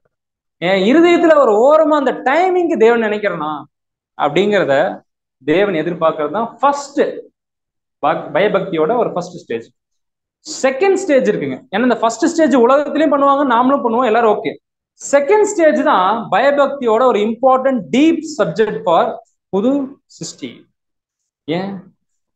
ஏன்னா மாம்சம் எங்க இருக்கு? இன்னும் அட்டிப்பள்ளி டோல்கேட்லயே தான் நின்று இருக்கு, வெயிட் பண்ணிட்டே இருக்கு. சப்ஜெக்ட் எப்ப முடியும், இப்போ எப்ப என்ன பண்ணலாம், பிக்கப் பண்ணிக்கலாம். சகோதரர் சொல்றாரு, கொரிந்தியர்ல வாசிக்கலாம், 2 கொரிந்தியர் 7:1. கொரிந்தியர் 7:1. இப்படிப்பட்ட வாக்குத்தத்தங்கள் நமக்கு உண்டாயிருக்கிறபடினால் பிரியமானவர்களே, மாம்சத்திலும் ஆவியிலும் உண்டான எல்லா அசுசியும் நீங்க நம்மை சுத்திகரித்துக் கொண்டு பரிசுத்தமாக்குதலை தேவ பயத்தோட பூர்ணப்படுத்த கடவுள். தேவ பயம்னு சொல்லப்பட்டிருக்கீங்களா, அதுதான் உண்மையான பக்தி வைராக்கியம். அப்போ பக்தி வைராக்கியத்தோட செகண்ட் ஸ்டேஜ் என்னன்னா, அசூசிய எடுத்து வெளியே போடுறது. தேவையில்லாத ஒரு காரியங்கள், சிந்தனைகள் என் மனசுல எழும்புச்சு, ஒரு தவறான காரியங்கள் என் மனசுக்குள்ள எழும்புச்சுன்னா அந்த ஒரு நெகட்டிவ் சென்ஸ் எடுத்து வெளியே வீசுறோம் இல்லைங்களா, அந்த மூமெண்ட் வந்து எப்படி பாப்பாருன்னா தேவன் ஒரு பக்தி வைராக்கியம். புதுசா இருக்கே பிரதர், உண்மையிலே படிக்கும் போதும் புதுசா தான் இருந்துச்சு. நம்ம என்ன நினைச்சிட்டு இருக்கோம்னா, நான் அடியேன் வந்து தேவனுடைய ஊழியத்துக்காக நிறைய காரியங்கள் நான் செலவிடுறேன், ஒரு தாளந்த இல்ல நாலேஜ் நிறைய ரீபிரின்ஸ் நான் மொழியாக்கம் செய்யறேன், இல்ல சகோதரர்களுக்காக நான் பிரயாசப்படுறேன், நிறைய ஊழிய காரியங்களுக்காக நான் பண்றேன். கரெக்ட், அது ஒரு பக்தி வைராக்கியம் தான், தவறு இல்லை. அதே சமயத்துல தேவன் என்ன சொல்றாருன்னா, என் மனசுல இருக்கக்கூடிய ஒரு அழுக்க, சிந்தையில இருக்கக்கூடிய ஒரு தவறான நெகட்டிவ் சென்ஸ எடுத்து அப்படியே இங்க ஓரமா வைக்கிறேன் பாத்தீங்களா, அதுவும் எனக்கு என்னதாங்க பக்தி வைராக்கியம்ங்கிறாரு. அப்ப பக்தி வைராக்கியத்தோட செகண்ட் ஸ்டேஜ் அசுத்தத்தை எடுத்து என்ன பண்ணணும் அப்படின்னு ஒரு பறவை மூலியமா எனக்கு சொல்லித்தராரு தேவன். பறவையா? வேற இந்த இடத்துல இந்த புறா பார்க்கும்போது நமக்கு ஒரு காமனா ஒரு கொஸ்டின் வரும். உலகத்துக்கே, இந்தியா இல்ல, ஆஸ்திரேலியா, சிங்கப்பூர்ல, உலகத்துக்கே சமாதான சின்னம் எது? ஏன்? இதனாலதான் நாங்க வந்து பதிலே சொல்றது. அது கலர் வந்து ஒயிட்டா இருக்கு இல்லையா, அதனால வந்து உலகத்துக்கே. அன்னப்பறவைன்னு ஒரு பறவை இருக்கு, தெரியுங்களா? அது எல்லாம் இப்ப இருக்கான்னு தெரியல, பட் இருந்துச்சு. தண்ணி எல்லாம் குடிக்காதுங்க, அது ஆகாரம் என்ன தெரியுங்களா? பால். என்ன மாதிரி பாலையே குடிச்சிட்டு இருந்தா அது வந்து அன்னப்பறவை.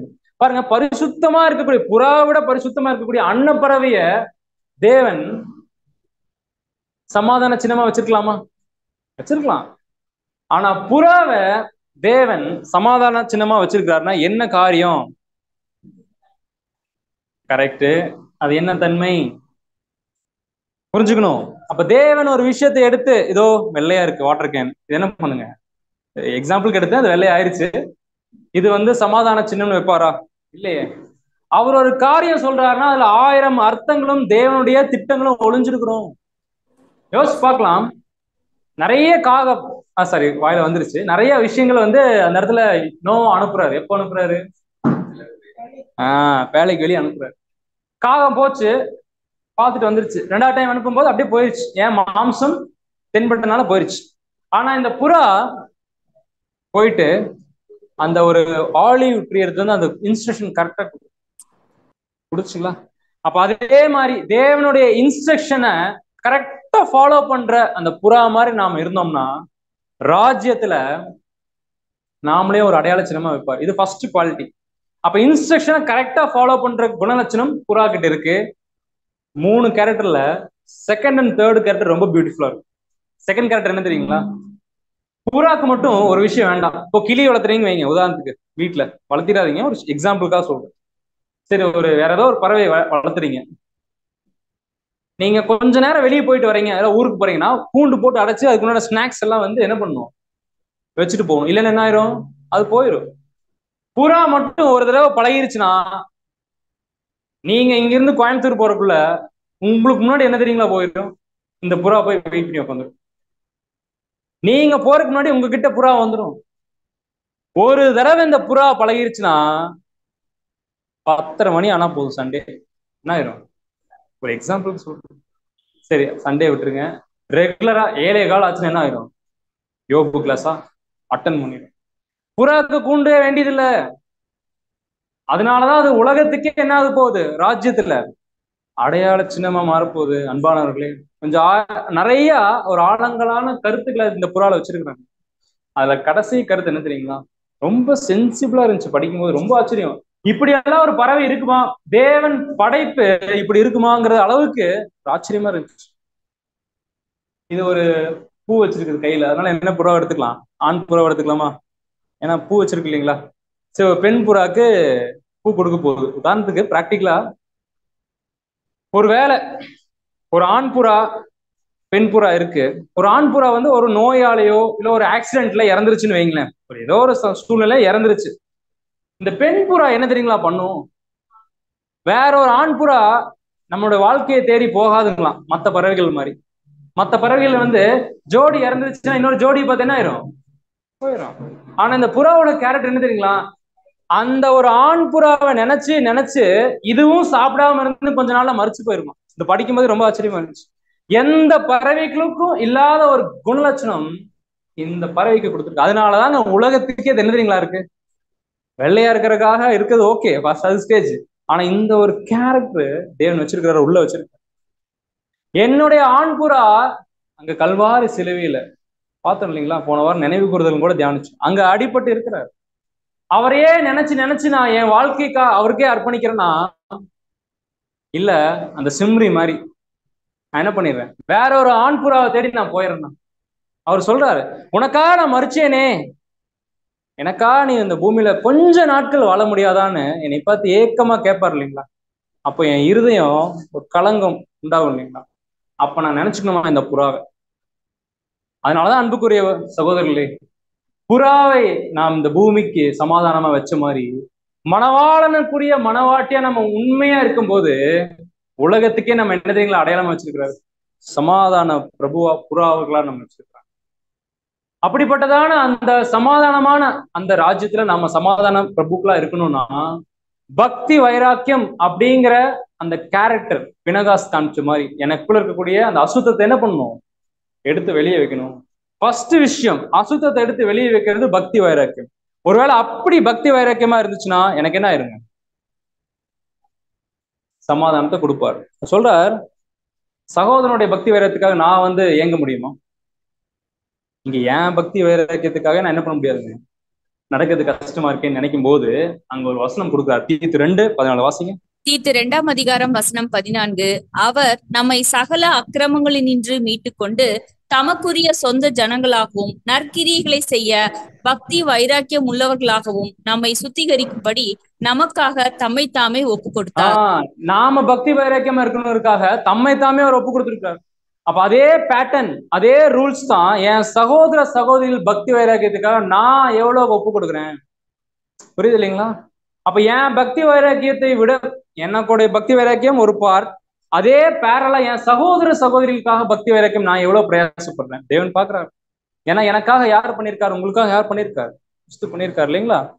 அவர் சொல்றார், தேவன் ஒரு விஷயத்தை கொடுத்தாருன்னா பினகாசு கொடுத்த மாதிரி யாராவது எடுத்து பண்ண முடியுமா? அன்டில் தேவனே எடுத்தாதான் உண்டு. அப்ப தேவன் ஒரு விஷயத்தை கொடுத்துருக்கிறாருன்னா அது எவ்வளவு முக்கியமான ஒரு விஷயம். அதை எடுத்து போட்டிருக்குன்னா அது யாருனாலும் முடியாது. அப்போ அந்த தேவன் கிட்ட இருந்து நம்ம ஒரு விஷயம் வாங்கணும்னா, அந்த சமாதானம் எனக்குள்ள இருக்கணும்னா, நான் காண்பிக்கக்கூடிய முக்கியமான குணலட்சணம் என்ன? the zeal, the பக்தி வைராக்கியம். அந்த பக்தி வைராக்கியம் நம்ம எப்படி போர்ட்ரேட் பண்ணிருக்கோம்னா, அசுத்தத்தை எடுத்து என்ன பண்றோம், வெளியே போடுறோம். அவர் சொல்றார், இந்த பக்தி வைராக்கியம் இருக்கு இல்லைங்களா, நீங்க வருஷத்துக்கு 1 டைம் மெமோரியல் டைம் மட்டும் என்ன பண்ணக்கூடாது, காண்பிக்க கூடாது. வீக்லி ஒன்ஸ் சண்டே மட்டும் என்ன பண்ணக்கூடாது, தினமும் இந்த பட்டர்ஃபிளை மாதிரி அது எப்படி அந்த புழுவா இருந்து ஸ்டேஜ் பை ஸ்டேஜா கடைசி வரைக்கும் தன்னை ஒப்பு கொடுக்குதோ, கடைசி வரைக்கும் நம்ம என்ன தெரியுங்களா பண்ணோம், இந்த பக்தி வைராக்கியத்தை காண்பிச்சுட்டே இருக்கணும் ஒவ்வொரு ஸ்டேஜா.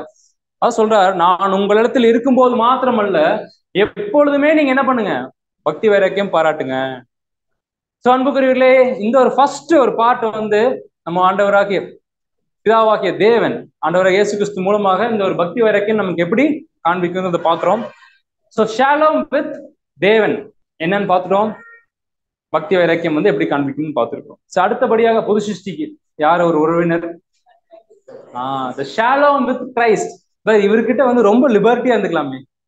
அவரு நம்ம பார்த்தா ரொம்ப சீரியஸா பார்த்துறோம், நிறைய விஷயங்கள் நிறைய பாத்தீங்கன்னா ரொம்ப ஒரு நீதி உள்ள தேவனா இருக்கிறோம். இந்த பூமிக்கு ஒரு 3 நாள் யார் இன்சார்ஜா இருக்கிறார் பாருங்க, டைரக்டா ஒரு பிரின்சிபல் இன்ஸ்ட்ரக்ஷன் எடுத்து, கிளாஸ் டீச்சர் 3 நாள் லீவு, டைரக்டா கரஸ்பாண்டே 3 நாள் எடுத்தா நம்ம எப்படி உட்காந்துட்டு இருப்போம், பழையபடி குறும் பண்ணுவோமா, பின் டிராப் சைலண்ட் இருக்குங்களா, அந்த மாதிரி நம்ம பார்த்தோம்.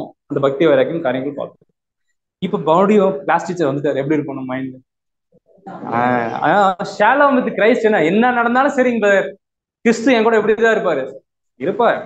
அவர் ரொம்ப அன்புள்ளவர் தான், நமக்காக தன்னை ஒப்பு கொடுத்தவர் தான், ஓகே. பட் அவர் ஒரு கேரக்டர் எதிர்பார்ப்பார்ல. அதனாலதான் பேதுருக்கும் யோவானுக்கும் வெளிப்படுத்தாம மகதலேனாள் மரியாளுக்கு வெளிப்படுத்தின அந்த கேரக்டர் அது கடைசியா பார்க்கலாம். பட் இப்போ கிறிஸ்து பழைய ஏற்பாட்டு காலத்து மாதிரி, உதாரணத்துக்கு எக்ஸாம், பழைய ஏற்பாட்டு காலத்துல யாராவது கிறிஸ்து கூட உடன்படிக்கை பண்ணியிருக்கிறாங்களா? பழைய ஏற்பாட்டு காலத்துல கிறிஸ்துக்கு நிழலா சொன்னவர் சாலமோன் ராஜா, கரெக்டுங்களா? அவர் ஒருத்தர்கிட்ட உடன்படிக்கை பண்ணியிருக்காரா, சமாதான உடன்படிக்கை? இவரும் ஒரு ராஜா தான், சாலமீன் ராஜா. யாருங்க அது மெல்கிசேதேக்கு. இவரும் ஒரு ராஜா. ஒரு பிக்சர் போடணும், அது அனிமேஷன் கொஞ்சம் மாறினால வசனம் சேர்ந்து வந்துருச்சு. இவரும் பாத்தீங்கன்னா தேவனுடைய திட்டத்துல சாலமோன் ராஜா எப்படி கிறிஸ்துவோ அதே மாதிரி கிறிஸ்து ஒரு மனவாட்டி வகுப்பாருக்கு இவர் ஒப்பிட்ட சொல்றாரு.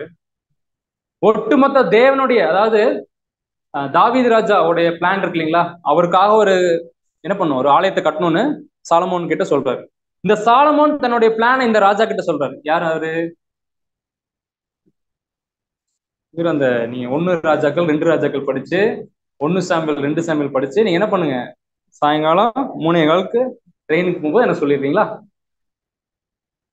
வாசிக்கலாம். 1 ராஜாக்கள் 7ஆம் அதிகாரம் வசனம் 13. ராஜாவாகிய சாலமோன் ஈராம் என்னும் ஒருவனை தீருவிலிருந்து அழைப்பித்தான். ஈராம் அப்படிங்கிற ஒரு ராஜாவை அனுப்பிச்சிருக்காரு. புதுசா இருக்கு இந்த பேரு. சண்டே கிளாஸ்ல இருந்து இப்ப வரைக்கும் வசனங்கள் வாசிச்சிருக்கிறேன், நிறைய காரியங்கள் படிச்சிருப்போம். நம்ம அப்படியே ஒரு ஜஸ்ட் லைக் தட் ஒரு வாசிச்சிருக்கலாம். பட் கொஞ்சம் பாஸ் பண்ணி கொடுக்கும்போது சாலமோன் ராஜா வந்து ஈராம் என்னும் ஒருவனை தீருவின் ராஜா அவர் அழைச்சிருக்க. தீரு ராஜா யாருக்கு ஒப்பிட்டு படிச்சிருக்கிறோம் நம்ம பேசிக் கிளாஸ்ல? தீருவின் அதிபதி. நம்ம பாருங்க, நம்ம அப்படியே படிச்ச பினகாசும் நெகட்டிவான கேரக்டர் தான், ஆனா பாசிட்டிவா தேவன் வச்சிருக்கிறாரு. இங்க தீருவின் ராஜாவாகிய சாத்தான் இருந்த காலத்துல சாலமோன் ராஜா ராஜ்யத்துல ஒரு இயேசு கிறிஸ்து கடையில கொடுத்து, அங்க சாலமோன் ராஜா தீருவின் அதிபதியாக ஈராம் கிட்ட ஒரு உடன்படிக்கை பண்றாரு. அவர் சொல்றார், நான் நிறைய இது அப்படியே ஒரு ஓரலா உங்களுக்கு சொல்லிடுறேன். சந்தனக்கட்டை, அப்புறம் தேக்கு மரம், யானையோட தந்தம், இதெல்லாம் வந்து வீரப்பன் கடத்தினாரு. ஓகே, இப்ப என்னன்னா ஆலயம் கட்டணும். அந்த சப்ஜெக்டோட சாராம்சம் உங்களுக்கு சொல்லிடுறேன், இந்த கதையோட சாராம்சம். அது நீங்க வீட்டுல போய் நீங்க இல்லங்கள்ல அந்த வசன பகுதியில் தியானிச்சு 1 ராஜாக்கள் 5ஆம் அதிகாரம் அந்த வசனங்கள்லாம் இருக்கும். சாலமோன் ராஜா என்ன பண்றாரு, தன்னுடைய அப்பா கொடுத்த இன்ஸ்ட்ரக்ஷன் படி அந்த ஆலயத்தை கட்டணுங்கிற தீர்மானிச்சிட்டாரு. ஏன்னா தாவீது ராஜா தான் கட்டணும், அவரோட கை என்ன ஆயிடுச்சுங்க. அதனால தன்னுடைய குமாரனாகிய சாலமோனுக்கு தேவன் பர்மிஷன் கொடுத்துருக்காரு. ஆனா சாலமோன் அவர் கட்ட முடியாது, அவரால் ஒரே ஆள் கட்ட முடியுமா? ஆனா அவருக்கு கொஞ்சம் ஹெல்பிங் தேவைப்படுது. அப்ப இந்த ஈராம் எவ்வளவோ ராஜா இருந்திருக்கலாம், சாலமோன் ராஜா கூப்பிட்டாருன்னா எல்லா ராஜா வந்து இவருக்கு சப்போர்ட் பண்ணும், லைன்ல நிப்பாங்க.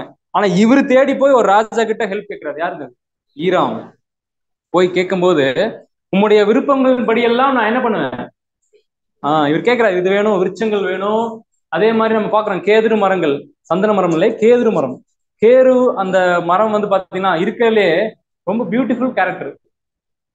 வெயிட்லெஸ்ஸா இருக்கும், ஆனா ஹெவி என்ன சொல்லணும்னா ஸ்ட்ராங்கா இருக்கும். என்ன பிரதர் புதுசா இருக்கு, வெயிட் அதிகமா இருந்தா ஸ்ட்ராங்கா இருக்கும் அப்படின்னா அந்த ஒரு தன்மை தேவன் படைப்பு அது வந்து அதிகமா எங்க இருக்குன்னா தீர்வுல இருந்திருக்கு. அப்ப இவர் வந்து பாத்தீங்கன்னா சில விஷயங்கள் வந்து ராஜாக்கா கொடுக்குறாரு, சாலமோன் ராஜாக்கா கொடுக்குறாரு.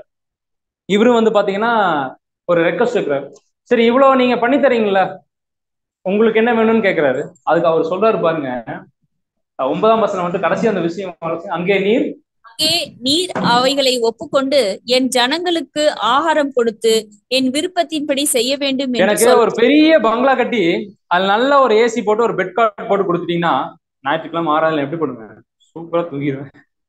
அந்த மாதிரி கேட்கல அவரு. எனக்கு பெரிய ஒரு ரோல்ஸ் ராயல்ஸ் கார் வேணும் அப்படிலாம் கேட்கல. அவர் என்ன கேட்கிறாரு, ஏன் ஜனத்துக்கு நீங்க என்ன பண்ணும். இந்த ஒரு கேரக்டர் பாத்தீங்கன்னா ரொம்ப ஹைலைட்டா இருக்கும்.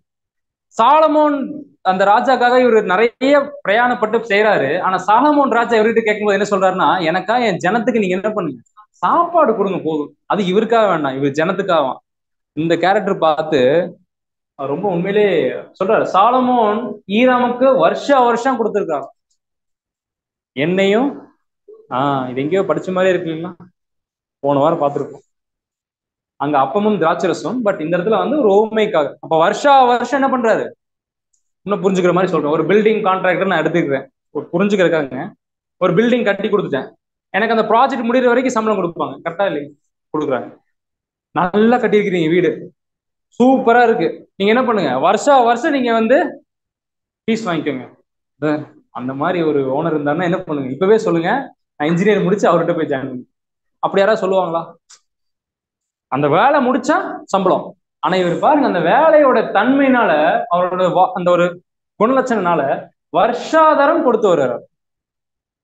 சரி, இந்த மாதிரி அவர் பண்றாரு இல்லைங்களா, இந்த கேரக்டர் பண்ணார் இல்லையா, இந்த கேரக்டர் சாலமோன் வந்து அந்த ஈராம் கிட்ட பார்த்தனால சொல்ற.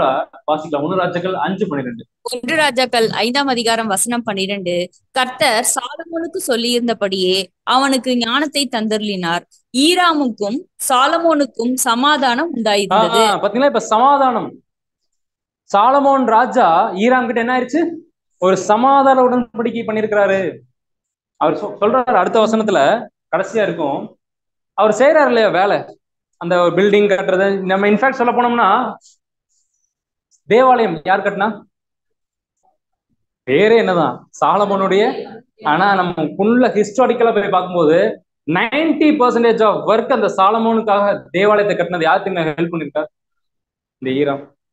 பேரு வந்து சாலமோன் தேவாலயம் தான், ஆனா சாலமோனுக்காக அந்த தேவாலயத்தை கட்டுறது யாருங்க, ஈராம் ராஜ். அவர் சொல்ற நிறை இவ்வளவென்று ஆராய்ந்து பார்க்கிறேன். சூப்பர்விஷனே பண்ணல. கரெக்டா மெட்டீரியல் போதா, அந்த பில்டிங் கரெக்டா தன்மையில கட்டுறாங்களா, பெர்ஃபெக்டா பண்றாங்களான்னு ஆராய்ஞ்ச அவ்வளோ பெர்ஃபெக்டா கட்டி முடிச்சிருக்காரு ஈராம். அந்த அளவுக்கு ஒரு நம்பிக்கை. சரிப்பா, எனக்கு மனசு கேட்கல. நீங்க என்ன பண்ணுங்க, நிறைய கட்டி முடிச்சிருக்கிறீங்க, நிறைய காரியங்கள் எனக்காக பண்ணிருக்கீங்க. நீங்க என்ன வேணும்னு கேட்டா உங்க ஜனத்துக்கு நீங்க ஆகாரம் கொடுங்கன்னு சொல்லிட்டீங்க ஈராமே. ஆனா என் மனசு கேட்கல. தொடர்ந்து வாசிங்க. 1 ராஜாக்கள் 5:1. எல்லாம் தனக்கு கேதுரு மரங்களையும் தேவதாரி விருட்சங்களையும் பொன்னையும் கொடுத்து வந்த தீருவின் ராஜாவாகிய ஈராமுக்கு ராஜாவாகிய சாலமோன் கலிலேயா நாட்டில் உள்ள 20 பட்டணங்களை கொடுத்தான். கலிலேயா நாட்டில் உள்ள, இது புதிய ஏற்பாட்டு காலத்துல ஆண்டவராய் இயேசு கிறிஸ்து ஊழியம் பண்ண நாடு. இது எப்படி சாலமோன் ராஜா கொடுப்பாரு? பேருதான் கலிலேயா நாடு. அது பின்னாட்கள்ல வந்து தேவனுடைய காரியத்துல கிறிஸ்து ஊழியம் பண்ணார். அப்போ கலிலேயா நாட்டையே கொண்டு வந்து ஈராம் கிட்ட கொடுக்குறாரு. அங்க ஈராமோட கேரக்டர் பாருங்களேன். அடுத்த 12ஆம் வசனத்துல கடைசியில வாசிங்க. அவைகளில் எதுக்கு ராஜாவே? இப்ப ஒண்ணும் இல்ல, சின்ன காரியம் பண்ணிட்டாலே பெரிய விஷயம் நமக்கு பண்ணிட்டே வைங்களேன். ஒரு வீடு, பெரிய வீடு, இல்லாட்டி ஒரு பெரிய ஜாப் நமக்கு அரேஞ்ச் பண்ணிட்டாங்கன்னா எவ்வளவு சந்தோஷப்படுவோம். சே, எப்ப கொடுக்குறீங்க, கொடுக்குறேன்னு சொல்லியிருக்கீங்க அப்படின்னு நமக்கு என்னன்னா மனசு ஏங்கும். அவ்வளோ பெரிய கலிலேயா நாடு கொண்டு வந்து கையில ஒப்படைக்கிறாரு. பெரிய பள்ளிங்க. அந்த ஒரு கேரக்டர் அந்த இடத்துல பார்த்துருக்கிறாரு கிறிஸ்து. அதனாலதான் அப்படியே நிழல்ல அங்க பிதாவின் ஸ்தானத்துல, தாவீதின் ஸ்தானத்துல அபிஷேகம் பண்ணப்பட்ட சாலமோன் இருந்த மாதிரி இங்க பிதாவாகிய தேவனின் ஸ்தானத்துல அபிஷேகம் பண்ணப்பட்டவர் யாருங்க? பிதாவாகிய தேவனுடைய ஸ்தானத்துல, அவருடைய ஸ்தானமா இந்த பூமியில அபிஷேகம் பண்ணப்பட்டவர் இயேசு கிறிஸ்து உயிர்த்தெழுந்து வர்றாரு. அவர் சொல்றாரு ஈராம் ஏன் தெரியுங்களா இந்த மாதிரி ஒரு குணலட்சம் வந்துச்சு? 1 ராஜாக்கள் 5:1 கடைசியில படிங்க. ஈராம் சமாதானம் அது ஓகே. இந்த கடைசியில அந்த ஈராம் தாவீதுக்கு சகல நாளும் சிநேகிதனாய், அவரு தாவீதனுடைய சிநேகிதங்களாம் ஈராம். அதனாலதான் இந்த கேரக்டர் பார்த்து சாலமோன் ராஜா ரொம்ப பிரமிச்சு போயிருக்காரு. அப்படியே அதை அப்படியே நிழல் கொண்டு வாங்க. நிழல் பார்த்துட்டோம், பொருள் கொண்டு வந்துருங்க. அங்க தாவீது மாதிரி பிதாவாகிய தேவன் இருக்கிறார். அவருடைய குமாரன் மாதிரி அபிஷேகம் பண்ணப்பட்ட இயேசு கிறிஸ்து இருக்கிறாரே. இங்கேயும் ஒரு ஆலயம் கட்டப்படுது. இந்த ஆலயத்துக்கு பேரு சமாதான ராஜாவாகிய கிறிஸ்துவின் ராஜ்யம் தான். கிறிஸ்துவின் ராஜ்யம் தான். அந்த கிறிஸ்துவுடைய ராஜ்யத்துல அந்த ராஜாகம் பண்ணக்கூடிய ராஜாக்கள் அந்த ஆலயத்தை கட்டுறாங்க. இங்கேயும் 90% ஆஃப் ஒர்க் யார் தெரியுங்களா பண்றாங்க? கிறிஸ்துக்காக அவருடைய பிள்ளைகள் ஆகிய நாம பண்றோம். அப்ப அந்த ஈராம் ராஜா வேற யாரும் இல்ல, நானும் நீங்களும் ஆகிய சபை மக்கள் தான், தேவன் சித்தமா இருந்தா. அப்ப இங்க பாருங்க, நாம் எல்லாரும் தாவீதினுடைய ஃப்ரெண்டா? எப்படி புரிஞ்சுக்கலாம்? தேவனுடைய ஃப்ரெண்டா நம்ம எல்லாம்? கேட்கும்போது கொஞ்சம் கடினமா தான் இருக்கு. நாம ஃப்ரெண்ட் இல்ல, நமக்காக இந்த 2 வாய்ப்புகள் வாங்கினார் இல்லையா? ஒண்ணு வானத்து நட்சத்திரம், இன்னொன்னு அவரு ஃப்ரெண்டு. யாரு? அவருடைய வம்சத்துல நம்ம வரோம், வானத்து நட்சத்திர வம்சம். அப்போ அவரு தேவனுடைய ஃப்ரெண்டா இருக்க மாதிரி நாமளும் என்னவா இருக்கிறோம்? தேவனுடைய சிநேகிதனா இருக்கிறோம். அதனாலதான் இந்த குணலட்சணம் எனக்கு வேணும். ஒருவேளை அப்படி அந்த குணலட்சணம் இருந்துச்சுன்னா ஈராமுக்கும் சாலமோனுக்கும் அடுத்த வசனத்துல சமாதானம் உண்டாயிருக்கும். அப்ப எனக்கு வெரி கிளியரா தெரிஞ்சிருச்சு ஒரு கேரக்டர். அது இன்ன வரைக்கும் என்ன சொல்லல, நீங்களும் கேட்கல. அந்த கேரக்டர் ஈராம் காமிச்ச மாதிரி என்கிட்ட இருந்துச்சுன்னா, அங்க சாலமோன் ராஜா ஈராமுக்கு சமாதானம் கொடுத்த மாதிரி இங்க ராஜ்யத்துல கிறிஸ்து கூட நான் சமாதானமா இருக்கிறதுக்கு அந்த கேரக்டர் எனக்கு யூஸ்ஃபுல்லா. என்ன கேரக்டர்? ஃபெய்த்ஃபுல்னஸ். வேற நம்பிக்கை. Very good. ஏன்னா அவங்க வந்து பாத்தீங்கன்னா எதுவுமே அளந்து பார்க்கல, நம்பிக்கையா செஞ்சு கொடுத்தாங்க. ஓகே, பட் அதையும் தாண்டி, நம்பிக்கையை தாண்டி ஒரு கேரக்டர் அங்க அங்க எதிர்பார்த்திருக்கிறாங்க. கரெக்ட். இந்த கேரக்டர்ல எல்லாமே வந்துருது. கீழ்ப்படிதல், நம்பிக்கை, எல்லாமே. லவ் அது இன்னொரு ஃபார்ம்ல. ஒருத்தர் மட்டும் உண்மையா லவ் இருந்தாச்சு வச்சுக்கோங்களேன்.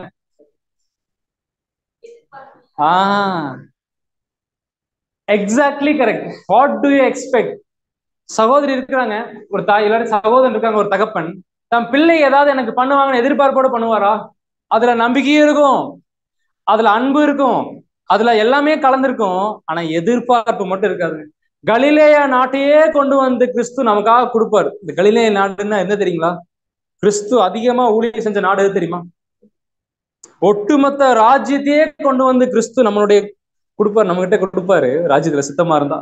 நாம சொல்லணுமா, இதுல நான் பிரியப்படவே இல்லை தேவனே கிறிஸ்து, நான் உங்ககிட்ட ஒரு அடிமையா, உங்களுடைய மனவாட்டியா நான் உங்க ஊழிய மாத்திரம் செஞ்சுக்கிறேன் அப்படிங்கிற அந்த குணலட்சணம் எனக்குள்ள வேணும். நான் எது எதிர்பார்க்கறது? செகண்ட் கேரக்டர் நம்ம என்ன பண்ணணும்னா, எதிர்பார்ப்பு அப்படிங்கிற அந்த குணலட்சணத்தை எனக்குள்ள நான் என்ன பண்ணணும், எடுத்து போடணும். அப்படி போட்டா எனக்கு என்ன ஆகணும், சமாதானம் கிடைக்கும். சாத்தான் ஒரு முறை சொல்றாரு யோபுல, நீங்க அவரோட என்னோட தாசன் தாசன் சொல்லிட்டு இருக்கீங்களே, சும்மாவா அவர் உங்க தாசனா இருக்கிறாரு? நீங்க ஏதாவது ஒரு இம்பாக்ட் இருக்கும், நிறைய ஒரு ஆடு மாடுகள் கொடுத்துருக்கீங்க, செல்வந்தங்கள் கொடுத்துருக்கீங்க, நிறைய மக்கள், அதனால உங்களுக்கு என்ன பண்றாரு சொல்றாரு பாருங்க. யோபு 1:9 வாசிங்க.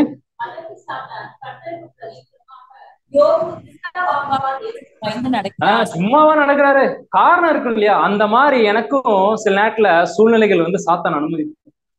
நீ தேவனுக்கு நான் எதிர்பார்க்காம நீங்க செய்றீங்க, நிறைய ஊழியங்கள் செய்றீங்க, சும்மாவா ஏதோ ஒரு ஆகாயம் இருக்கும் இல்லையா அப்படின்னு நான் சொல்லணுமா? எவ்வளவோ காரியங்கள் எனக்கு இருந்தாலும் வாசிங்க லூக்கா 17:10. நீங்கள் உங்களுக்கு கட்டளையிட்டபடி யாவற்றையும் செய்த பின்பு நாங்கள் அப்பிரயோஜனமான ஊழியக்காரர், செய்ய வேண்டிய கடமையை மாத்திரம் செய்தோம் என்று சொல்லுங்கள் என்றார். எனக்கு கன்வென்ஷனுக்கு இன்விடேஷன் வைக்கல, எனக்கு ஒரு மேரேஜுக்கு இன்ஃபர்மேஷன் பண்ணல, ஒரு சகோதரன் என்கிட்ட இன்ஃபார்ம் பண்ணாம போயிட்டாங்க. எக்ஸாம்பிள் சொல்றேன், நம்ம கிட்ட யாருமே இது பண்றது இல்ல, ஓகே, பட் ஒருவேளை வரலாம் சூழ்நிலை அனுமதிச்சு. இந்த மாதிரி எல்லாம் சூழ்நிலை அனுமதிச்சாலும் எதையும் எதிர்பார்க்காம கிறிஸ்து எனக்காக கல்வாரியில அங்க என்ன பண்ணிருக்காரு, ஜீவன் கொடுத்திருக்காரு இல்லையா? கொலோசியர் 1:20 வாசிங்க. ரோமர் 5:8. நாம் பாவிகளா இருக்கையில் கிறிஸ்து நமக்காக மரித்ததினாலே தேவன் நம்மேல் வைத்த தமது அன்பை விளங்க. தேவன் நம்ம நல்லா எப்படி தெரியுங்களா நேசிச்சிருக்கிறாரு?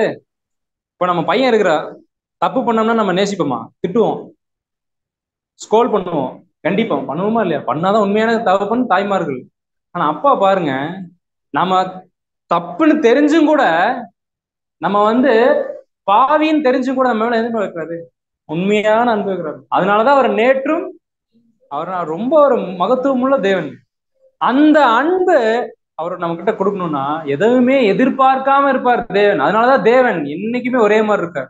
அவர்கிட்ட எந்த ஒரு அதாவது சமாதானத்தை குலைச்சு போற அளவுக்கு எதிர்பார்ப்பே இல்லை. அது சொல்ற, சிலுவையில் சிந்தின ரத்தத்தினாலே இந்த அன்புக்கு முன்னாடி இந்த பூமியில நான் ஏதாவது எதிர்பார்க்க முடியுமா?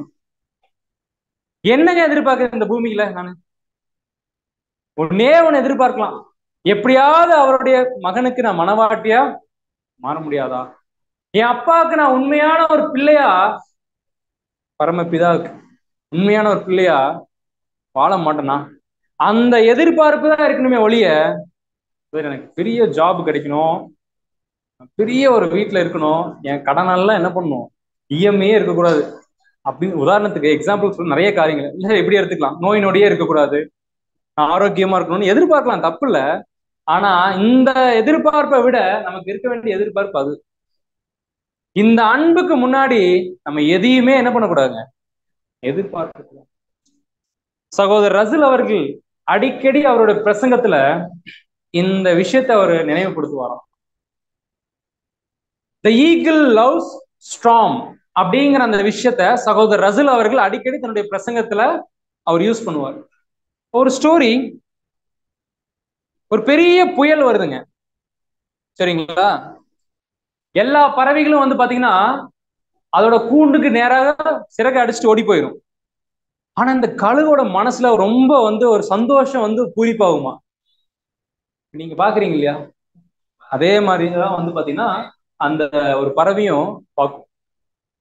புயல் வருது, இந்த கழுகு என்ன ஆகுது, சந்தோஷப்பட்டுட்டு இருக்கே, மறிக்க போகுதே, பயமே இல்லையே அப்படின்னு.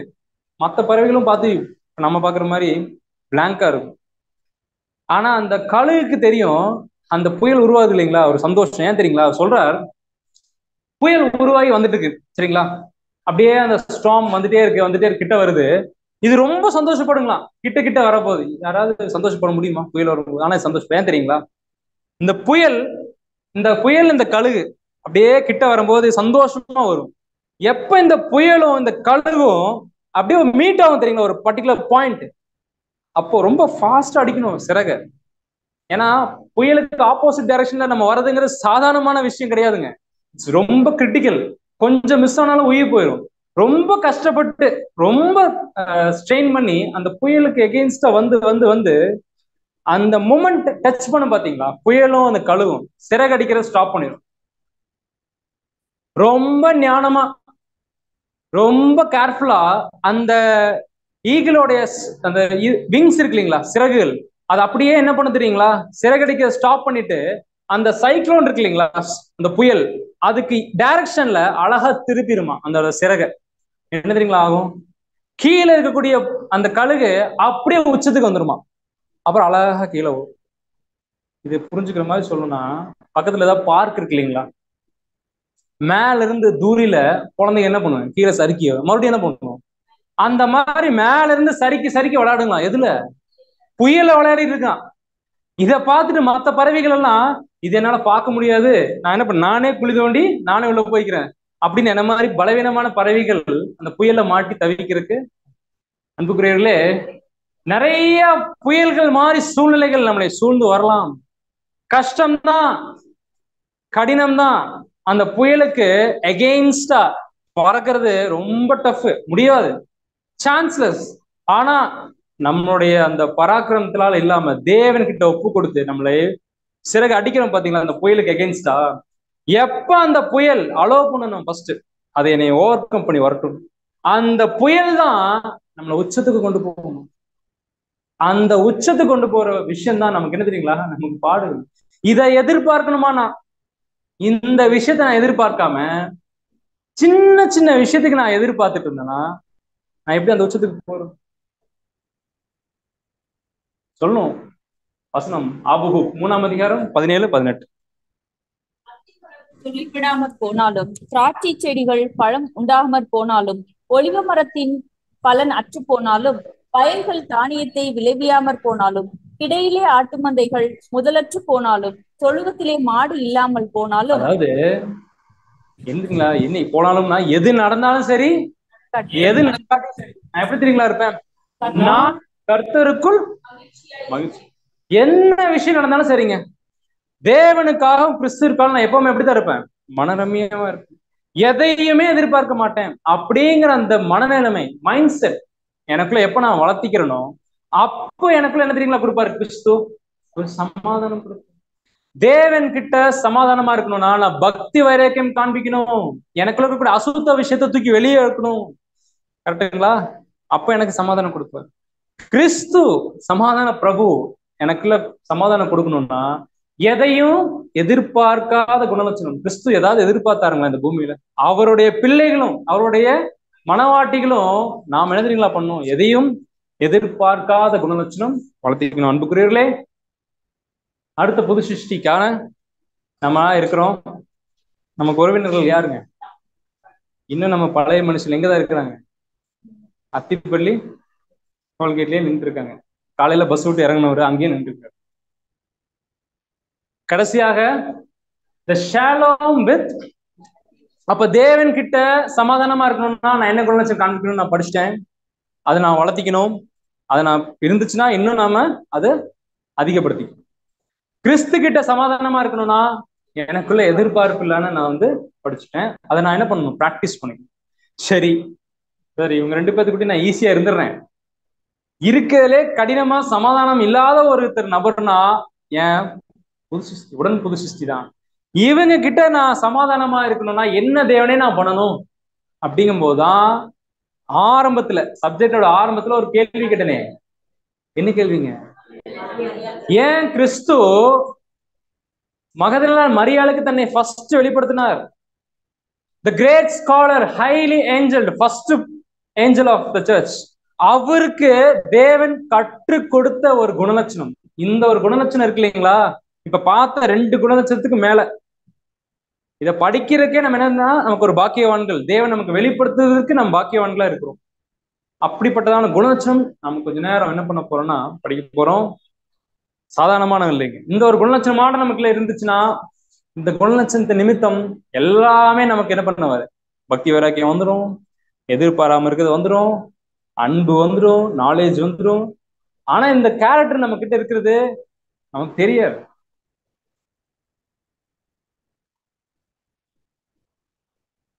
சீஷர்கள் கேள்விப்படுறாங்க ஞாயிற்றுக்கிழமை காலையில. இப்ப நம்ம எல்லாம் ஞாயிற்றுக்கிழமை காலையில மாதிரி அங்க இஸ்ரேல் நாட்டுல இருந்துட்டோம். கிறிஸ்துவோடைய அந்த சரீரத்தை காணாம போச்சுன்னு சொல்லி மகதலேனாள் மரியாள் ஃபர்ஸ்ட் காலையில 3:30 மணிக்கு. அப்படின்னா என்ன பதர், காலையில 3:30 மணியா அப்படின்னு நம்ம பாக்குறது தெரியுது. அதாவது என்னன்னா காலையில 3:30 மணி 4 மணிக்கு உதாரணத்துக்கு புரிஞ்சுக்கிற மாதிரி சொல்றோம். போய் கலரையில பாக்குறாங்க. இங்க இருந்து ஒரு 5 கிலோமீட்டர் எடுத்துக்கலாங்களா, வேண்டாம் ஒரு 3 கிலோமீட்டர், ரொம்ப அதிகபட்சம் 3 கிலோமீட்டர் டிராவல் பண்றாங்க. இதுல ஒரு மினி பஸ் வரும், அந்த மினி பஸ் ஏறி டிக்கெட் வாங்கி போகணுமா, ஓடி போகணும், நடந்து போகணும். போறாங்க, கல்லறையில ஆண்டவருடைய சரீரத்தை காணும். திரும்பி 3 கிலோமீட்டர் வந்து சீஷர்கிட்ட சொல்றாங்க. சீஷர்கள் பதறி அடிச்சு என்ன பண்றாங்க, ஓடி போய் அதுல ஃபர்ஸ்ட் போனவர் யாருங்க, யோவான். ஆனா யோவான் போயிட்டு பார்க்காதனால பேதுரு அனுப்புறாரு. அப்ப மகதலேனாள் மரியாள் எத்தனை கிலோமீட்டர் டிராவல் பண்ணிருக்காங்க? சீஷர்கள் 3 கிலோமீட்டர் வந்திருக்காங்க. மகதலேனாள் மரியாள் 6. 3 போனது 3, அங்க சரீரம் காண வந்தது 3, திரும்பி இவங்க கூட போனது 3, 9 கிலோமீட்டர். அப்ப இவங்களோட பயபக்தி, இவங்களுடைய அந்த விசுவாசம் 9 கிலோமீட்டர். இவங்களுக்கு டயர்னஸே தெரியல. சரி பார்த்தாங்க. சீஷர்கள் என்ன பண்ணிட்டாங்கன்னா, அவங்க பாருங்க மல்ல பின்பு அந்த சீஷர்கள் தங்களுடைய இடத்திற்கு யோவான் 20:11 போயிட்டாங்க. மரியாள் அங்க அழுதுட்டே உட்காந்துட்டு இருக்காங்க. அப்ப அந்த நேரத்துல அதாவது பிதாவாகிய தேவனுடைய அந்த உயிர்த்தெழுதலுடைய ஃபர்ஸ்ட் ப்ரிஃபரன்ஸா கிறிஸ்து வந்து அந்த இடத்துல மரியாளுக்கு வெளிப்படுத்தினார். என்ன கேரக்டரா இருக்கும் நீங்க எல்லாரும் சொல்லிடுவீங்க, விசுவாசம், எனக்கு நம்பிக்கை இருக்கு. என்ன கேரக்டர் சகோதர சகோதரிகளே? கிறிஸ்து மரியாள் கிட்ட பார்த்துருக்கிறாங்க. தாழ்மை. சகோதரி சொல்லிட்டாங்க தாழ்மை. வேற வேற ஏதாவது? கண்டிப்பா தாழ்மை இருந்திருக்கும். யோவான் கிட்டே தாழ்மை இருந்திருக்கு. அதனாலதான் நான் ஃபர்ஸ்ட் வந்தாலும் பரவாயில்ல, என் பின்னால யாரு மூத்தவர் வராரு, அவரு போய் பார்க்கட்டும், அந்த தாழ்மை இருந்திருக்கு. அதை தாண்டி ஒரு இதுதான் சொன்னோம். அப்போஸ்தலனாகிய பவுல், நீங்க ரிலேட் பண்ணி பாருங்க மைண்ட்ல. அப்போஸ்தலனாகிய பவுலுக்கு தேவன் கற்றுக் கொடுத்த ஒரு குணலட்சணம் இருக்கு மரியாள். விசுவாசம் இல்லையா பவுலுக்கு? அவர் கரெக்ட் ஃபர்ஸ்ட் ஆரம்பத்துல இருந்துச்சு. அதனாலதான் எல்லாத்தையும் கொன்னாரு. தேவனுக்காக எகென்ஸ்டா பண்ற எல்லாத்தையும் நான் கொல்லுவேன். விசுவாசம் வைராக்கியம் இருந்துச்சு. ஆனா அது சரியான வைராக்கியம் இல்ல, நல்ல வைராக்கியமா மாத்தினாரு. சகோதரர் ரசில் அவர்கிட்ட போய் நம்ம கேட்கலாங்களா, என்ன குணலட்சணம் மரியாள் கிட்ட இருந்துச்சு? அநேக தெளிவான திருஷ்டாந்தங்களினாலே அவர்களுக்கு தம்மை உயிரோடு இருப்பவர்களாக காண்பித்தார் அப்படிங்கிற தலைப்பின் கீழே ஒரு சில விஷயங்கள் இருக்கு. தியானிங்க, வாசிங்க சகோதரி. 7 பிசாசுகள் பிடித்திருந்து நீங்க பெற்றவளும் அது முதல் தமது கர்த்தருடைய உண்மையான பின்னடியார்களில் ஒருவளுமான மகதலேனா மரியாளுக்கு நமது கர்த்தர் முதலாவது தோன்றி காட்சியளித்தார். காட்சி அளிச்சிருக்காரு. ஏன்னா அடுத்தது வாசிங்க. இவள் அதிகமாய் மன்னிக்கப்பட்டிருந்தால், இவள் அதிகமாய் கர்த்தரை அன்பு கூர்ந்தால். அதிகமாய் மன்னிப்பு. அந்த மன்னிப்ப அன்பா காண்பிக்கிறாங்க. யாரு?